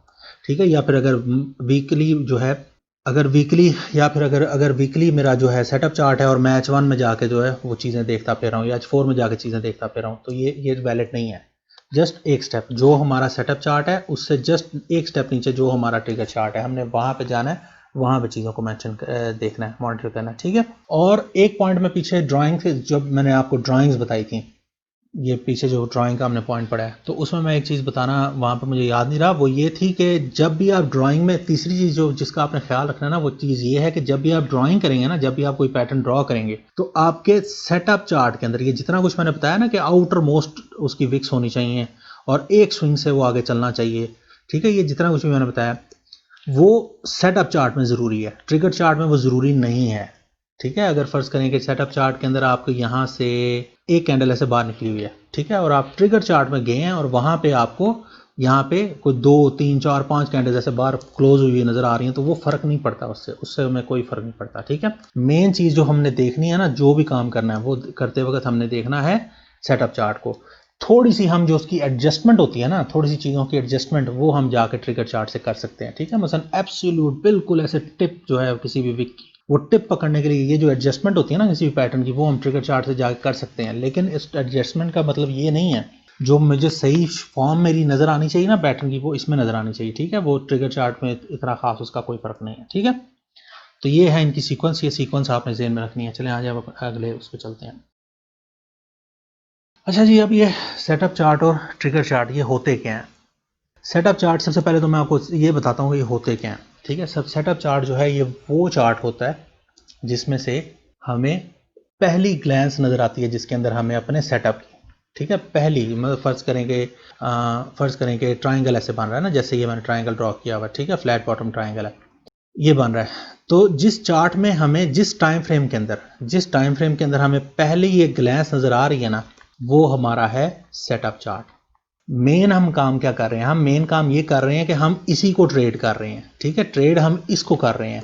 ये क्या है, ये जस्ट हम ये है कि ये हम पीछे से जाके देख रहे हैं चीज़ को कि यहाँ पे ये जो सेटअप चार्ट का हमारा जो पैटर्न है, इसके अंदर जो भी अगर फ़र्ज़ करिए ब्रेक हो गया, ब्रेक होने के बाद ये यहाँ पे क्या हो रहा है, हम इस चीज़ को देख रहे हैं ना, जो मॉनिटर करते हैं वो हम जाके देखते हैं ट्रिगर चार्ट के अंदर।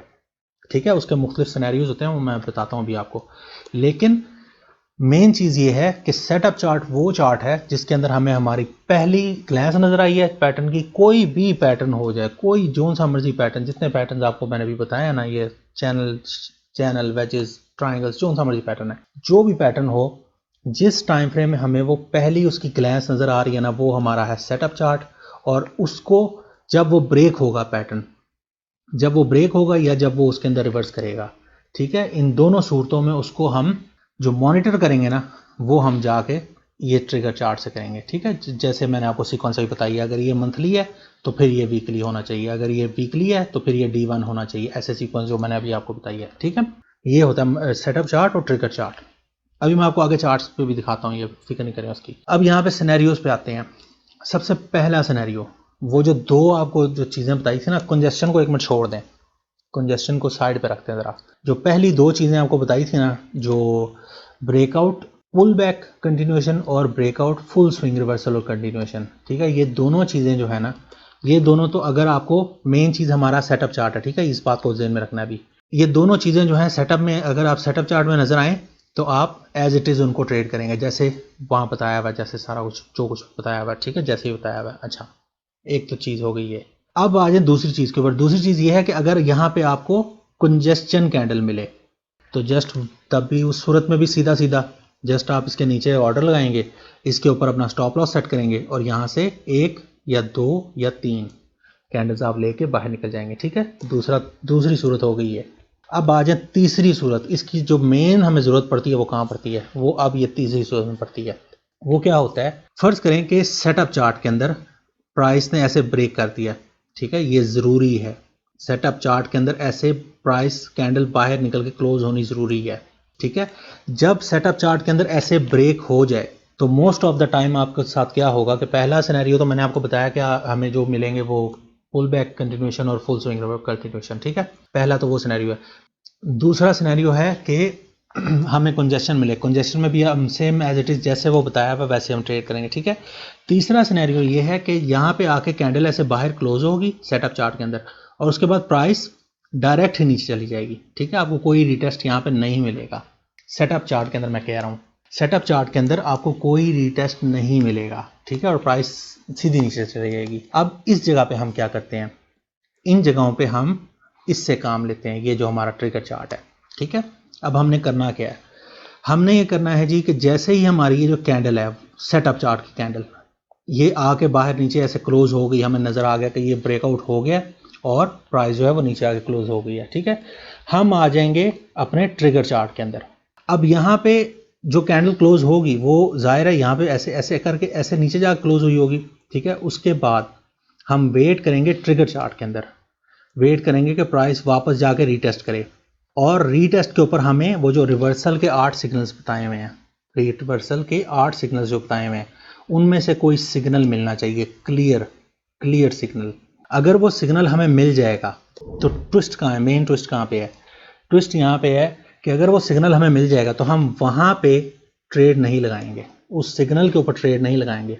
हम ट्रेड कहाँ लगाएंगे, ये जो हमारा ब्रेकआउट थ्रस्ट होगा, जो ये कैंडल आके ये जो कैंडल आके बाहर क्लोज हुई होगी ना सेटअप चार्ट की, इस कैंडल के नीचे हम ये जो ब्रेकआउट थ्रस्ट है ना हमारा, ये जो ब्रेकआउट थ्रस्ट है, ये जहाँ से वो प्राइस ने वापस मुड़ के रीटेस्ट के लिए गई होगी, उस ब्रेकआउट थ्रस्ट के नीचे हम अपना ऑर्डर सेट करेंगे, ठीक है। दोबारा समझ लें ज़रा इसको, ये थोड़ा सा ट्रिकी चीज़ है। अगर यहाँ पे ऐसे ब्रेकआउट हो गया ना, ब्रेकआउट हो के तो उसके बाद यहाँ से प्राइस ऐसे रीटेस्ट करने चली गई है, ऑपोजिट कलर की कैंडल्स बन गई हैं और प्राइस रीटेस्ट करने चली गई है, ठीक है। तो ये हमारा हो गया ब्रेकआउट थ्रस्ट, ये हमारा हो गया रीटेस्ट थ्रस्ट, ठीक है, ये ब्रेकआउट और ये रीटेस्ट। हम ब्रेकआउट थ्रस्ट के नीचे अगर यहाँ पे सिग्नल बन गया है तो जैसे ही हमें सिग्नल नज़र आ जाएगा हम ब्रेकआउट थ्रस्ट के नीचे अपना ऑर्डर लगाएंगे और जहाँ तक प्राइस ने रीटेस्ट किया होगा, जैसे ही प्राइस यहाँ से मुड़ना शुरू होगी, जहाँ तक उसने ये रीटेस्ट किया होगा ना, उस रीटेस्ट के ऊपर हम अपना स्टॉप लॉस सेट करेंगे, ठीक है। ये थोड़ा सा ट्विस्ट है। अगर यहाँ पे कंजेस्शन है, ठीक है, कंजेस्शन है यहाँ पे सेटअप चार्ट के अंदर, तो हम डायरेक्ट उसके नीचे एंट्री सेटअप अपना ऑर्डर लगाएंगे, ऊपर अपना स्टॉप लॉस लगाएंगे, ठीक है, वो तो एज इट इज़ सेम है। लेकिन अगर हम ट्रिगर चार्ट के अंदर है, ये यहाँ पे हम कैंडल को डायरेक्ट हम कैंडल को ट्रीट कर रहे हैं, ठीक है, ये फ़र्क है थोड़ा सा। हम डायरेक्ट कैंडल पे यहाँ जो भी अपना स्टॉप लॉस या ऑर्डर सेट कर रहे हैं वो कैंडल के ऊपर सेट कर रहे हैं।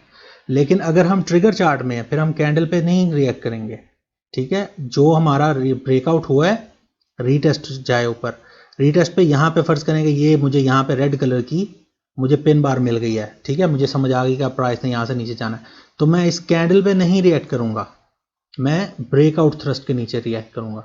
ये ब्रेकआउट थ्रस्ट के नीचे मैं ऑर्डर लगाऊंगा और इस कैंडल के ऊपर जो भी वो रीटेस्ट थ्रस्ट जहाँ तक भी पहुँचा होगा वहाँ तो उसके ऊपर मैं अपना स्टॉप लॉस सेट करूँगा, ठीक है। और इसके बाद जब ये मैंने अपना ऑर्डर सेट कर दिया, इसके बाद सेटअप चार्ट की ये जस्ट मैंने पीछे से जाकर इसको पकड़ा है, इस चीज़ को, ये जो मेरी चीज़ है ये, इसको मैंने यहाँ पीछे से जाकर पकड़ा है बस, ठीक है। सेटअप चार्ट को हम इसकी हम 2 कैंडल्स जो हैं उनको ट्रेड करेंगे, 2 1 2 3 जो भी, ठीक है, जो जैसे भी 1 2 3 वो टारगेट से आगे चीज़ें मुख्तलिफ होती हैं, वो बात में अगली वीडियो में, लेकिन हम इसकी 2 कैंडल्स को ट्रेड करेंगे, ठीक है, कोशिश करेंगे 2 से ऊपर नहीं जाना, 1 2 मैक्सिमम 3, और 3 पे आपने तब जाना जब आप अपनी एंट्री को ब्रेक इवन कर लें, अगर ब्रेक इवन नहीं की तो फिर आपने 3 पे नहीं जाना, ठीक है। तो बस हमने यहाँ पे ट्रिगर चार्ट से जस्ट इतनी ही मदद लेनी है कि ये हमें एंट्री पकड़ाने में हमें मदद कर रहा है, बस इससे ज़्यादा इसको हमने कुछ नहीं करना, ठीक है। बाकी मेन चीज़ जो है हमारी वो हमारा सेटअप चार्ट ही है।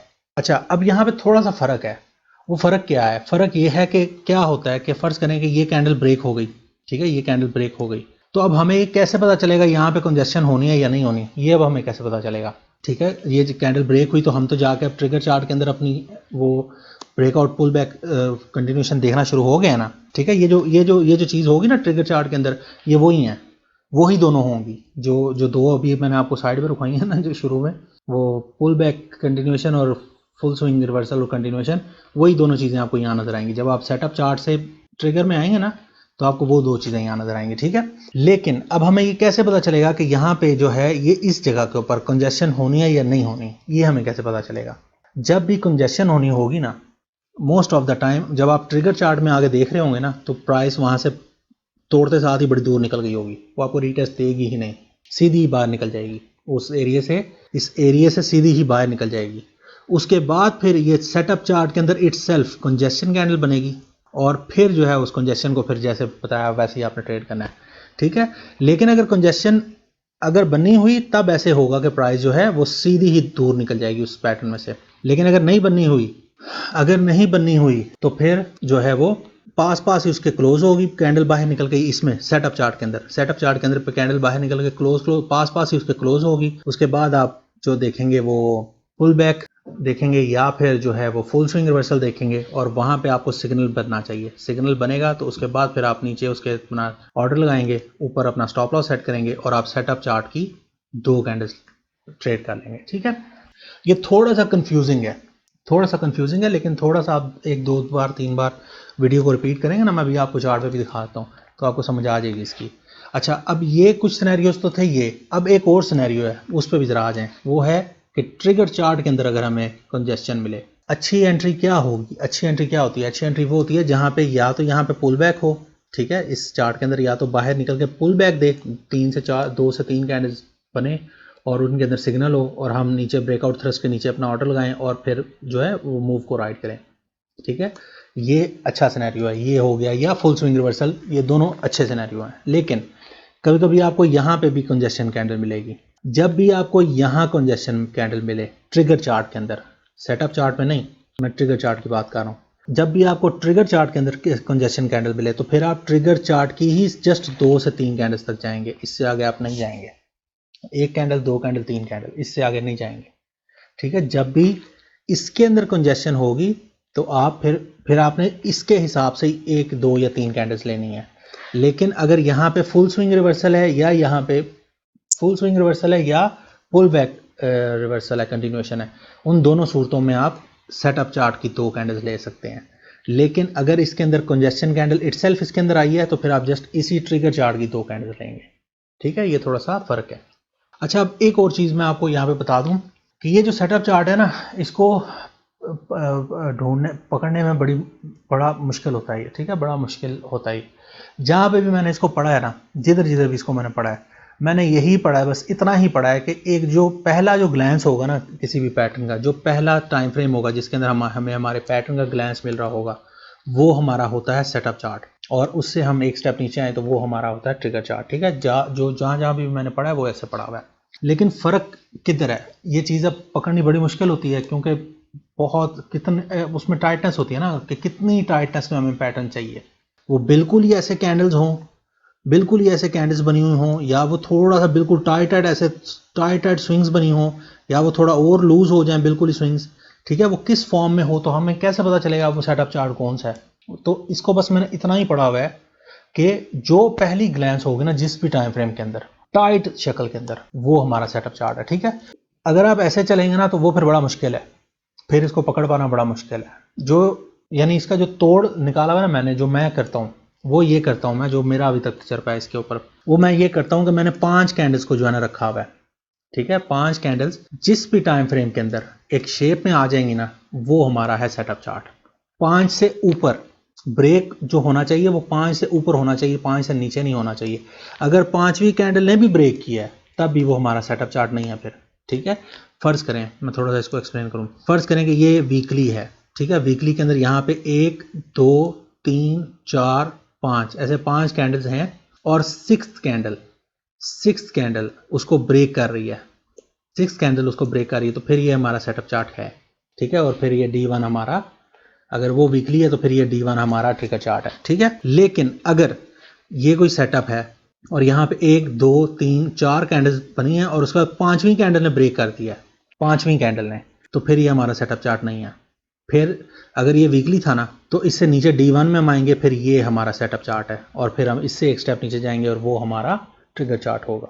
ठीक है, तो 5 से ऊपर, 5 कैंडल से ऊपर जहां पे ब्रेक हो रहा हो, कोई भी कैंडल ब्रेक कर रही हो ना, 6ठी कैंडल, 7वीं कैंडल, 8वीं 10वीं 11वीं 12वीं जितनी भी कैंडल्स हैं, ठीक है, एज लॉन्ग एज के वो बड़े टाइम फ्रेम की 5 कैंडल से कम हो, उसकी टेरिटरी में नहीं जाना चाहिए, बड़े की टेरिटरी में नहीं जाना चाहिए। इससे मेरी क्या मुराद है? इससे मेरी मुराद ये है कि फ़र्ज़ करें कि यहाँ पे ये वीकली का चार्ट है, ठीक है, वीकली के चार्ट के अंदर ये यहाँ पे फ़र्ज़ करें कि 10 या 12 कैंडल्स है, 12 कैंडल्स है। अब मैं पहले ये चीज़ देखूंगा कि किस चार्ट के अंदर वो 5 कैंडल से ऊपर है। ठीक है, 5 कैंडल से ऊपर है।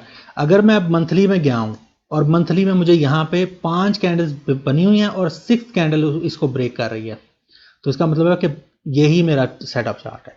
लेकिन अगर इसमें नहीं है, इसमें 4 कैंडल्स हैं और वीकली के अंदर यहाँ पे बेशक 12 कैंडल्स हैं, 10 कैंडल्स है, 12 कैंडल्स है, जितनी भी कैंडल्स हैं, इसमें 4 हैं, मंथली के अंदर 4 कैंडल्स हैं और वीकली के अंदर 10 12 जितनी भी कैंडल्स हैं। ठीक है, उस सूरत में फिर वीकली ही मेरा सेटअप चार्ट है। ठीक है, और ट्रिगर चार्ट जो होगा फिर वो D1 एक स्टेप और नीचे। ठीक है, ऐसे है ये तरतीब जो इसको रखा है मैंने। कई जगहों पे ये 5 कैंडल्स पे होता है, कई जगहों पे ये 6 कैंडल्स पे भी हो जाता है। मसलन 6 कैंडल्स अंदर होंगी और 7वीं कैंडल ब्रेक करे तो वो सेटअप चार्ट होता है, लेकिन मोस्टली आपको 5 पे ही मिलेगा और इंशाल्लाह आपको कोई इसमें प्रॉब्लम नहीं होगी। लेकिन तजर्बा बहुत ज़रूरी है, तजर्बा बहुत ज़्यादा ज़रूरी है इसके लिए। ठीक है, ये अब आपको आहिस्ता आहिस्ता इसकी प्रैक्टिस होगी। बहरहाल जैसे जैसे आप चलेंगे तो फिर आपको चीज़ों की समझ आना शुरू हो जाएगी। ठीक है, चलें आज मैं आपको चार्ट पे एक दो इसकी एग्जांपल्स दिखा दूं, वीडियो ये बहुत लंबी हो गई है। अच्छा जी, यूरो USD का ये चार्ट है। ठीक है, यूरो USD का चार्ट है और इसके अंदर जो है ये अभी कुछ दिन पहले जो है मैंने इसको ट्रेड किया है। ठीक है, ये इस पैटर्न को मैं अभी आपको दिखाता हूँ, एक सेकेंड मैं इसको पहले ड्रॉ कर लूँ। ठीक है, ये अपर बाउंड्री है उसकी और ये उसकी लोअर बाउंड्री है। ठीक है, अब ये देख लें आप पहले कि ये वो स्विंग है। ठीक है, ये स्विंग है, ये नहीं है, ये कुछ नहीं है। मैं देख किस चीज़ को रहा था, मैं इस चीज़ को देख रहा था। ठीक है, ये स्विंग है पहली। ठीक है, इस स्विंग के बाद आगे ये पैटर्न बनना शुरू हो गया। ठीक है, असल में जो पैटर्न है ना, यहाँ पे जो असल में पैटर्न है वो ये है, ये स्विंग और ये पैटर्न है ये। ठीक है, ये पैटर्न बना हुआ है, लेकिन ये एक मेजर, उसके ऊपर मेजर दूसरा, साथ ही दूसरा मेजर लेवल है। ठीक है, इसलिए मैंने उस लेवल को ड्रॉ किया। अच्छा, अब ये पैटर्न मैंने ड्रॉ कर लिया। अब मुझे ये देखना है कि सबसे पहला काम मुझे जो करना है वो ये देखना है कि इस पैटर्न का जो है वो किधर है, सेटअप चार्ट किधर है। ठीक है, मैं अब क्या करूंगा कि मैं ऊपर जाऊंगा, मैं वो चार्ट देखूंगा जहां पे ये 5 और उससे ऊपर कैंडल्स हो। ठीक है, उससे कम नहीं होनी चाहिए। अब अगर मैं मंथली में हूँ, तो यहाँ पे तो कुछ भी नहीं है, ये रहा मेरा पैटर्न, ये बना हुआ है। ठीक है, ये 2 लाइंस आपको नजर आ रही है ना, ये बना हुआ है, यहाँ पे तो कुछ भी नहीं है। लेकिन अगर मैं वीकली में हूँ, अब वीकली में देखें जहां से मैं वो टच हो रही है, ठीक है, जहां से 7 टच हो रही है। अब ये कितनी कैंडल्स हैं? ये 1, ये 2, ये 3, ये 4, ये 5, ये 6 कैंडल जाके इसको ब्रेक कर रही है। ये जो मेरा लेवल बना था, ठीक है, 6 कैंडल इसको ब्रेक कर रही है। अब 5 कैंडल्स उसके अंदर है, ये 5 कैंडल्स उसके अंदर है और 6 कैंडल उसको ब्रेक कर रही है। तो इसका मतलब है कि यही मेरा जो है सेटअप चार्ट है। ठीक है, और अब यहाँ पे आप देख रहे हैं ना कि यहाँ पे मुझे कोई रीटेस्ट नहीं मिला, ये देख रहे हैं, कोई रीटेस्ट नहीं मिला, सीधा ही प्राइस बाहर निकल के सीधा ही वो ऊपर गई। अब आए मैं आपको दिखाता हूँ कि इसको हम पकड़ते कैसे हैं। ट्रिगर चार्ट कहाँ पे आता है। ये हमारा हो गया सेटअप चार्ट। ठीक है, अब आ जाए ट्रिगर चार्ट, इससे एक स्टेप हम नीचे जाएंगे तो वो हमारा हो गया ट्रिगर चार्ट। ये रहा हमारा ट्रिगर चार्ट। ठीक है, अब यहाँ पे ये देखें, अब मुझे ट्रिगर चार्ट के अंदर मुझे रीटेस्ट के ऊपर एंट्री सिग्नल चाहिए। ठीक है, रीटेस्ट के ऊपर। अब ये यहाँ पे देखें, ये थी वो कैंडल, ये कैंडल, ये मंडे को, ये मंडे की कैंडल है, ये वाली। ठीक है, वो मैं भी बताता हूँ। बहरहाल जो वीकली कैंडल मैंने आपको दिखाई है ना, 6th कैंडल जिसने ब्रेक किया है ये, तो यहाँ पे ये जो है 6th कैंडल वो यहाँ पे क्लोज हुई थी। ये जो कैंडल है ना, ये वाली, ये रेड के साथ वाली ये कैंडल, यहाँ पे वो हमारी वीकली कैंडल क्लोज हुई थी। ठीक है, अब उसके बाद हमें रीटेस्ट चाहिए ट्रिगर चार्ट के अंदर। वो वीकली हमारा था सेटअप चार्ट, ये D1 है हमारा ट्रिगर चार्ट। इस ट्रिगर चार्ट के अंदर ये मंडे की कैंडल जो थी, ये वाली, इसने देखें क्या काम किया। गैप डाउन से ओपन हुई, वो जो हमारा 8 सिग्नल्स मैंने बताया रिवर्सल्स के, उनके अंदर से ये कौन सा सिग्नल है हमारा, ये वो सिग्नल है पियर्सिंग। ठीक है, गैप डाउन से ये ओपन हुई है कैंडल, और इसने ऊपर जाके क्लोज, उससे ऊपर निकल के, ये जो लेवल है इस लेवल से ऊपर निकल के क्लोज हो गई। ठीक है, तो ये हमारी पियर्सिंग कैंडल बन गई। अच्छा, जस्ट पियर्सिंग कैंडल इनफ नहीं है, पियर्सिंग कैंडल इनफ नहीं है, मुझे ये फिनोमिना चाहिए, मुझे ये फिनोमिना चाहिए। ठीक है, ये पुल बैक या फुल स्विंग रिवर्सल, इन दोनों में से कुछ चीज़ मुझे चाहिए। ये शक्ल मुझे ऐसे नजर आनी चाहिए, ऐसे प्राइस ब्रेक करने के बाद ऐसे वापस खिंचनी चाहिए, खिंच के फिर ऊपर निकलनी चाहिए। ठीक है, मुझे ये शक्ल नजर आनी चाहिए। ये अब यहाँ पे ये शक्ल है, यहाँ पे ये शक्ल आपको नजर नहीं आ रही, लेकिन वो शक्ल यहाँ पे है। वो शक्ल कहाँ पे है, ये जो गैप में ओपन हुई है प्राइस, ये जो गैप में ओपन हुई है ना, इसका मतलब ये है, इसका मतलब आप ये समझ लें कि ये कैंडल यहाँ पे क्लोज हुई। ठीक है, ये जो वीकली की कैंडल थी वो यहाँ क्लोज हुई, फिर ये गैप एक कैंडल है, जो ये गैप आया ना ये बीच में, वो गैप एक कैंडल है जो प्रिंट नहीं हुई, एक रेड कलर की कैंडल है जो प्रिंट नहीं हुई। गैप डाउन से प्राइस ओपन हुई और ओपन होके वो ऊपर गई, और ये इसके ऊपर ये जो है ये ब्रेकआउट का थ्रस्ट है। ठीक है, ये वो स्विंग है, ये वो स्विंग है ब्रेकआउट थ्रस्ट। इसके ऊपर मेरा नेक्स्ट डे, ये जो नेक्स्ट डे था ना, जब ये कैंडल क्लोज हो गई, ये वाली, ये जो पियर्सिंग कैंडल है ये क्लोज हो गई, तो नेक्स्ट डे इसके ऊपर मेरा ऑर्डर, ये इसके नीचे मेरा स्टॉप लॉस। ठीक है, ये मेरी एंट्री सेट हो गई। एंट्री सेट होने के बाद ये मैं आ गया अपने सेटअप चार्ट के अंदर। सेटअप चार्ट के अंदर ये मेरी रही पहली कैंडल, ये मेरी रही दूसरी कैंडल। बस इससे आगे अब आप खुद देख सकते हैं, इससे आगे हमें जाने की ज़रूरत नहीं है। ये ज़रूरी नहीं है अच्छा, एक चीज़ मैं ये भी आपको यहाँ बता दूँ कि ये ज़रूरी नहीं है कि हर जगह आपको ऐसे ही चीज़ें मिलेंगी। जिस तरह अब ये इतना अच्छा उसका इम्पैक्ट आया, वो ऐसे ही मिलेगा, ऐसा कुछ नहीं होगा। कहीं पे आपको ऐसा मिलेगा, कहीं पे आपको ऐसे छोटी छोटी 2 कैंडल्स मिल जाएंगी। ठीक है, और कहीं पे ऐसे होगा कि आपने ये ऑर्डर लगाया, ठीक है, कोई भी पैटर्न, जो भी ये पैटर्न है, ठीक है, इसको प्राइस ने ब्रेक किया, प्राइस ब्रेक करके आपको रीटेस्ट मिल गया, आपको सिग्नल सारा कुछ ब्ला ब्ला ब्ला वो सब कुछ मिल गया। ठीक है, आपने ये ऑर्डर लगाया, आपने ये स्टॉप लॉस लगाया।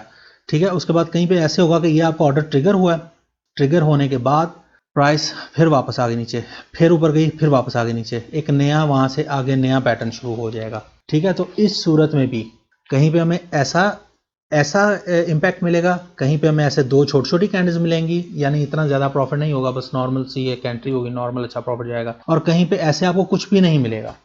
ठीक है, थोड़े से आपको लॉस में भी क्लोज करनी पड़ सकती है एंट्री। ठीक है, बस मेन जो हमारी जो हद है ना, जो मेन हमारी बाउंड्री है, वो ये है, एक कैंडल, अगर एक कैंडल ही बहुत बड़ी, जैसे अब ये है, ये देखें, ये पियर्सिंग कैंडल थी ना, ये रेड कैंडल थी पियर्सिंग, तो ये एक कैंडल ये आप देख रहे हैं कितनी बड़ी है। ठीक है, तो अगर ऐसे एक ही कैंडल कोई आपको मिल जाए बहुत बड़ी, तो बस वो एक कैंडल, अगर इस तरह नॉर्मल मिले तो 2 कैंडल्स, अगर उससे छोटे मिले तो 3 कैंडल्स, इससे आगे मत जाएं। ठीक है, ये बस हमारी बाउंड्री है, इसके अंदर अंदर नहीं में रहना है। और हमें ये तीनों किस्म के सिनेरियोज मिल सकते हैं। ठीक है, ये ऐसे बड़ी बड़ी कैंडल्स भी मिल सकती हैं, ऐसे नॉर्मल साइज कैंडल भी मिल सकती हैं, और ऐसे कुछ भी नहीं मिल सकता। ये तीनों काम हो सकते हैं। ठीक है, हर चीज़ को ज़हन में रखना है। बाकी जैसे जैसे आगे आप चलते जाएंगे वैसे वैसे आपको तजर्बा होता जाएगा। ठीक है, एक और आज मैं आपको एग्जाम्पल इसकी दिखा देता हूँ। अच्छा जी, एक सेकंड मैं इसको क्लोज कर दूं। अब दूसरा चार्ट है ये यूरो कैड का। ठीक है, यूरो कैड के अंदर ये हमारे पास ये 2 एंट्रीज मैंने पिछले ये कुछ 2 हफ्ते पहले ये दोनों एंट्रीज मैंने ली थी। ठीक है, ये प्राइस ऊपर आई, ऊपर आके उसने ये हमें ये स्ट्रक्चर दिया, ये जो नीचे गिर रही थी, ये इसकी बाउंड्री है। ठीक है, ये स्ट्रक्चर दिया, उसके बाद यहाँ से उसने ये जो है इस स्विंग से आगे, ये जो स्विंग है इस स्विंग से आगे उसने ये पैटर्न बनाना शुरू कर दिया। ठीक है, फ्लैट बॉटम ट्रायंगल आपने कहना, आप वेज कहना, जो मर्जी आपने कहना कह लें। ठीक है, एक ही बात है वो। अच्छा, ये बन गया। अच्छा, उसके बाद ये आ जाए, अब पहले हमने देखना है कि इसका सेटअप चार्ट हमारा कौन सा। ठीक है, मैं मंथली में आया, मंथली में ये 1, ये 2, ये 3, जस्ट 3 कैंडल्स है और चौथी उसको ब्रेक कर रही है, तो सीधा सा मतलब है कि ये हमारा सेटअप चार्ट नहीं है। ठीक है, हमारा सेटअप चार्ट कम से कम 5 कैंडल से ऊपर होना चाहिए। वीकली में आ जाएं। अब वीकली के अंदर ये देखें, वीकली के अंदर 1 2 3 4 5 6 7 8 9 10 11 और ये 12वीं कैंडल 12th कैंडल उसको ब्रेक कर रही है, ब्रेक करके ये क्लोज हो गई। मैंने वो टाइम फ्रेम को पीछे लेके जाना इसलिए मैं उसको ड्रॉ नहीं कर रहा, ठीक है। ये जो कैंडल है ये क्लोज हो गई, क्लोज होने के बाद अब मैं आ गया हूँ अपने, ये मेरा सेटअप चार्ट है, सेटअप चार्ट के अंदर ये मेरी ब्रेकआउट कैंडल जो है ये क्लोज हो गई, ठीक है। अब मैं आ गया D1 के अंदर। अच्छा, अब ये मैं D1 के अंदर आ गया, ठीक है। D1 के अंदर वो जो वीकली कैंडल है ना, वो जो भी आपने वीकली में देखी है, वो ये क्लोज हुई हुई है, ये जो कैंडल है ये बीच वाली, ठीक है। ये देख रहे हैं ना, ये गैप में कैंडल ओपन हुई है, ये मंडे कैंडल है, ठीक है। तो ये कैंडल ओपन, वो कैंडल यहाँ पे क्लोज हो गई वीकली की, उसके बाद ये कैंडल बनी, कोई सिग्नल नहीं है मेरा, ठीक है। फिर ये जो नेक्स्ट कैंडल है, ये ट्यूसडे की कैंडल, ये जो नेक्स्ट कैंडल है, ये आप देख रहे हैं कितनी बड़ी पिन बार बनी है ये, ठीक है। जैसे ही ये पिन बार बन के क्लोज हो गई, ये पिन बार बन के क्लोज हो गई, तो साथ ही ये जो मेरा ब्रेकआउट थ्रस्ट है, ये वाला, ये ब्रेकआउट थ्रस्ट है, ये ठीक है। ये कैंडल थी यहाँ पे, वो ये वाली जो कैंडल है ना, यहाँ पे वो वीकली कैंडल क्लोज हुई है। ये जो आप ये वाली वीक देख रहे हैं ना, ये करंट वीक के अंदर है, ये वो ब्रेकआउट कैंडल के बाद है, उससे पहले नहीं है, ये बाद में है, ठीक है। तो ब्रेकआउट जब मेरा हुआ उस टाइम तक मेरा ब्रेकआउट थ्रस्ट ये था, ये हमारा था ब्रेकआउट थ्रस्ट, ठीक है। इस ब्रेकआउट थ्रस्ट के ऊपर ये मेरा ऑर्डर, ठीक है, इससे 5 से 10 पे 5-10 पे ऊपर मेरा ऑर्डर, और ये रहा मेरा रीटेस्ट थ्रस्ट, ठीक है। इसके 5 से 10 पे नीचे मेरा स्टॉप लॉस, ठीक है। ये मैंने एंट्री यहाँ से अपने ट्रिगर चार्ट में से ले ली। अब आ जाए मेरे सेटअप चार्ट के अंदर वापस, ये रही मेरी सेटअप चार्ट की पहली कैंडल, ये पहली कैंडल और ये दूसरी कैंडल, ठीक है। तो ये अब वैसे ही एक्सट्रीम था, ये इतना तो अब पता लग ही जाता है बंदे को, ये वैसे ही अब चार्ट में भी आप देखें ना, तो ये सारे हाई से अब तक का एक्सट्रीम था, ठीक है। तो जब प्राइस यहाँ पे पहुंची हुई है, तो इसकी ज़ाहिर सा मतलब है कि ये प्राइस जो है जितनी स्पीड से यहाँ ऊपर आई है ना, इस जगह को टेस्ट करने आई है, उतनी स्पीड से वापस नीचे भी गिर सकती है, ठीक है। क्योंकि ये हॉट एरियाज होते हैं, ठीक है, ये हाई वॉलेटिलिटी जोन्स होते हैं। तो ये बहरहाल जो हमारी दो कैंडल्स हैं, वो ये पहली कैंडल, ये दूसरी कैंडल, ठीक है। इस तरह हम लोग ट्रेड करते हैं अपने सेटअप चार्ट को और अपने ट्रिगर चार्ट को, ठीक है। ओके जी, तो बस इतनी ही थी ये वीडियो। चीज़ों को प्रैक्टिस करें पीछे चार्ट्स पे जाके, जितने भी आप पैटर्न्स ड्रॉ कर सकते हैं, जितने भी आपको पता है, जो आपको पता है, जितने पता हैं उतनों को ड्रॉ करें, उनको प्रैक्टिस करें ओल्ड चार्ट्स के ऊपर। जो अगर नहीं पता तो फिर इंशाल्लाह अब नेक्स्ट वीडियोस जो हैं वो दो, उसके अंदर पैटर्न्स ही आएंगे, 7-8 किस्में, ज़्यादा किस्में नहीं है पैटर्न्स की, नॉर्मल पैटर्न्स की। तो बस चीज़ों को जाके प्रैक्टिस करें पीछे चार्ट्स के ऊपर, और जितनी ज़्यादा प्रैक्टिस उतने ही आप अच्छे ट्रेडर। और जब तक आपको प्रैक्टिस आपकी अच्छी नहीं हो जाती, तब तक रियल पे नहीं जाना, किसी सूरत भी रियल पे नहीं जाना, तब तक डेमो पे रहना है, ठीक है। चाहे आप जो मर्जी, चाहे आप जितनी बड़ी मर्जी तोप हैं, जितने मर्जी बड़े आप सुपरमैन हैं, ये ज़हन में रखें कि हम सारे, मैं मेरे साथ जितने दोस्त हैं, हम सब अपने आप को शुरू में हमें ऐसे ही लगता था कि हम बड़े सुपरमैन हैं जी। ये हमें भी जब कोई बताता था ना ऐसी बात के डेमो पे रहना है, ऊपर नहीं, रियल पे नहीं जाना, तो हम भी यही समझते थे कि ये पागल है, इसको नहीं पता, ये हमें नहीं जानता भी, ठीक है। हम भी ऐसे ही सोचते थे। लेकिन फिर वो बाद में जब बंदा पढ़ता है ना काम के अंदर, फिर उसको समझ आती है कि मार्केट क्या करती है उसके साथ। तो जब तक आप प्रैक्टिस आपकी अच्छी ना हो जाए, आपको अच्छा तजर्बा ना हो जाए, तब तक आपने रियल पे नहीं जाना, डेमो पे रहना है। प्रैक्टिस करें, सबसे बेहतरीन प्रैक्टिस लाइव चार्ट्स के ऊपर एक तो ट्रेड करें, साथ साथ डेमो के ऊपर, और ओल्ड चार्ट्स को जितना भी आप दिन में 1 घंटा 2 घंटा 3 घंटे जितना भी आप पढ़ सकते हैं, डेली ओल्ड चार्ट्स को पढ़ा करें। ऐसे स्ट्रक्चर्स ढूंढा करें, उनका सेटअप चार्ट, ट्रिगर चार्ट ढूंढा करें, सिग्नल जोन पे देखा करें, कहाँ सिग्नल मिला, कैसे क्या करते हैं आप अगर उस सिचुएशन में आप होते तो, कैसे उसको ट्रेड करते, कितनी कैंडल्स तक आप जाते, ठीक है। वो ये सब चीज़ें देखा करें, पढ़ा करें। तो जब तक तजर्बा ना हो जाए अच्छा, रियल पे नहीं आना, ठीक है जी। तो बस इतनी ही थी आज की वीडियो। अपना और अपने आसपास के लोगों का ख्याल रखिएगा, और मुझे ज़रूर ज़रूर ज़रूर अपनी दुआ में याद रखिएगा। खुदा हाफिज़।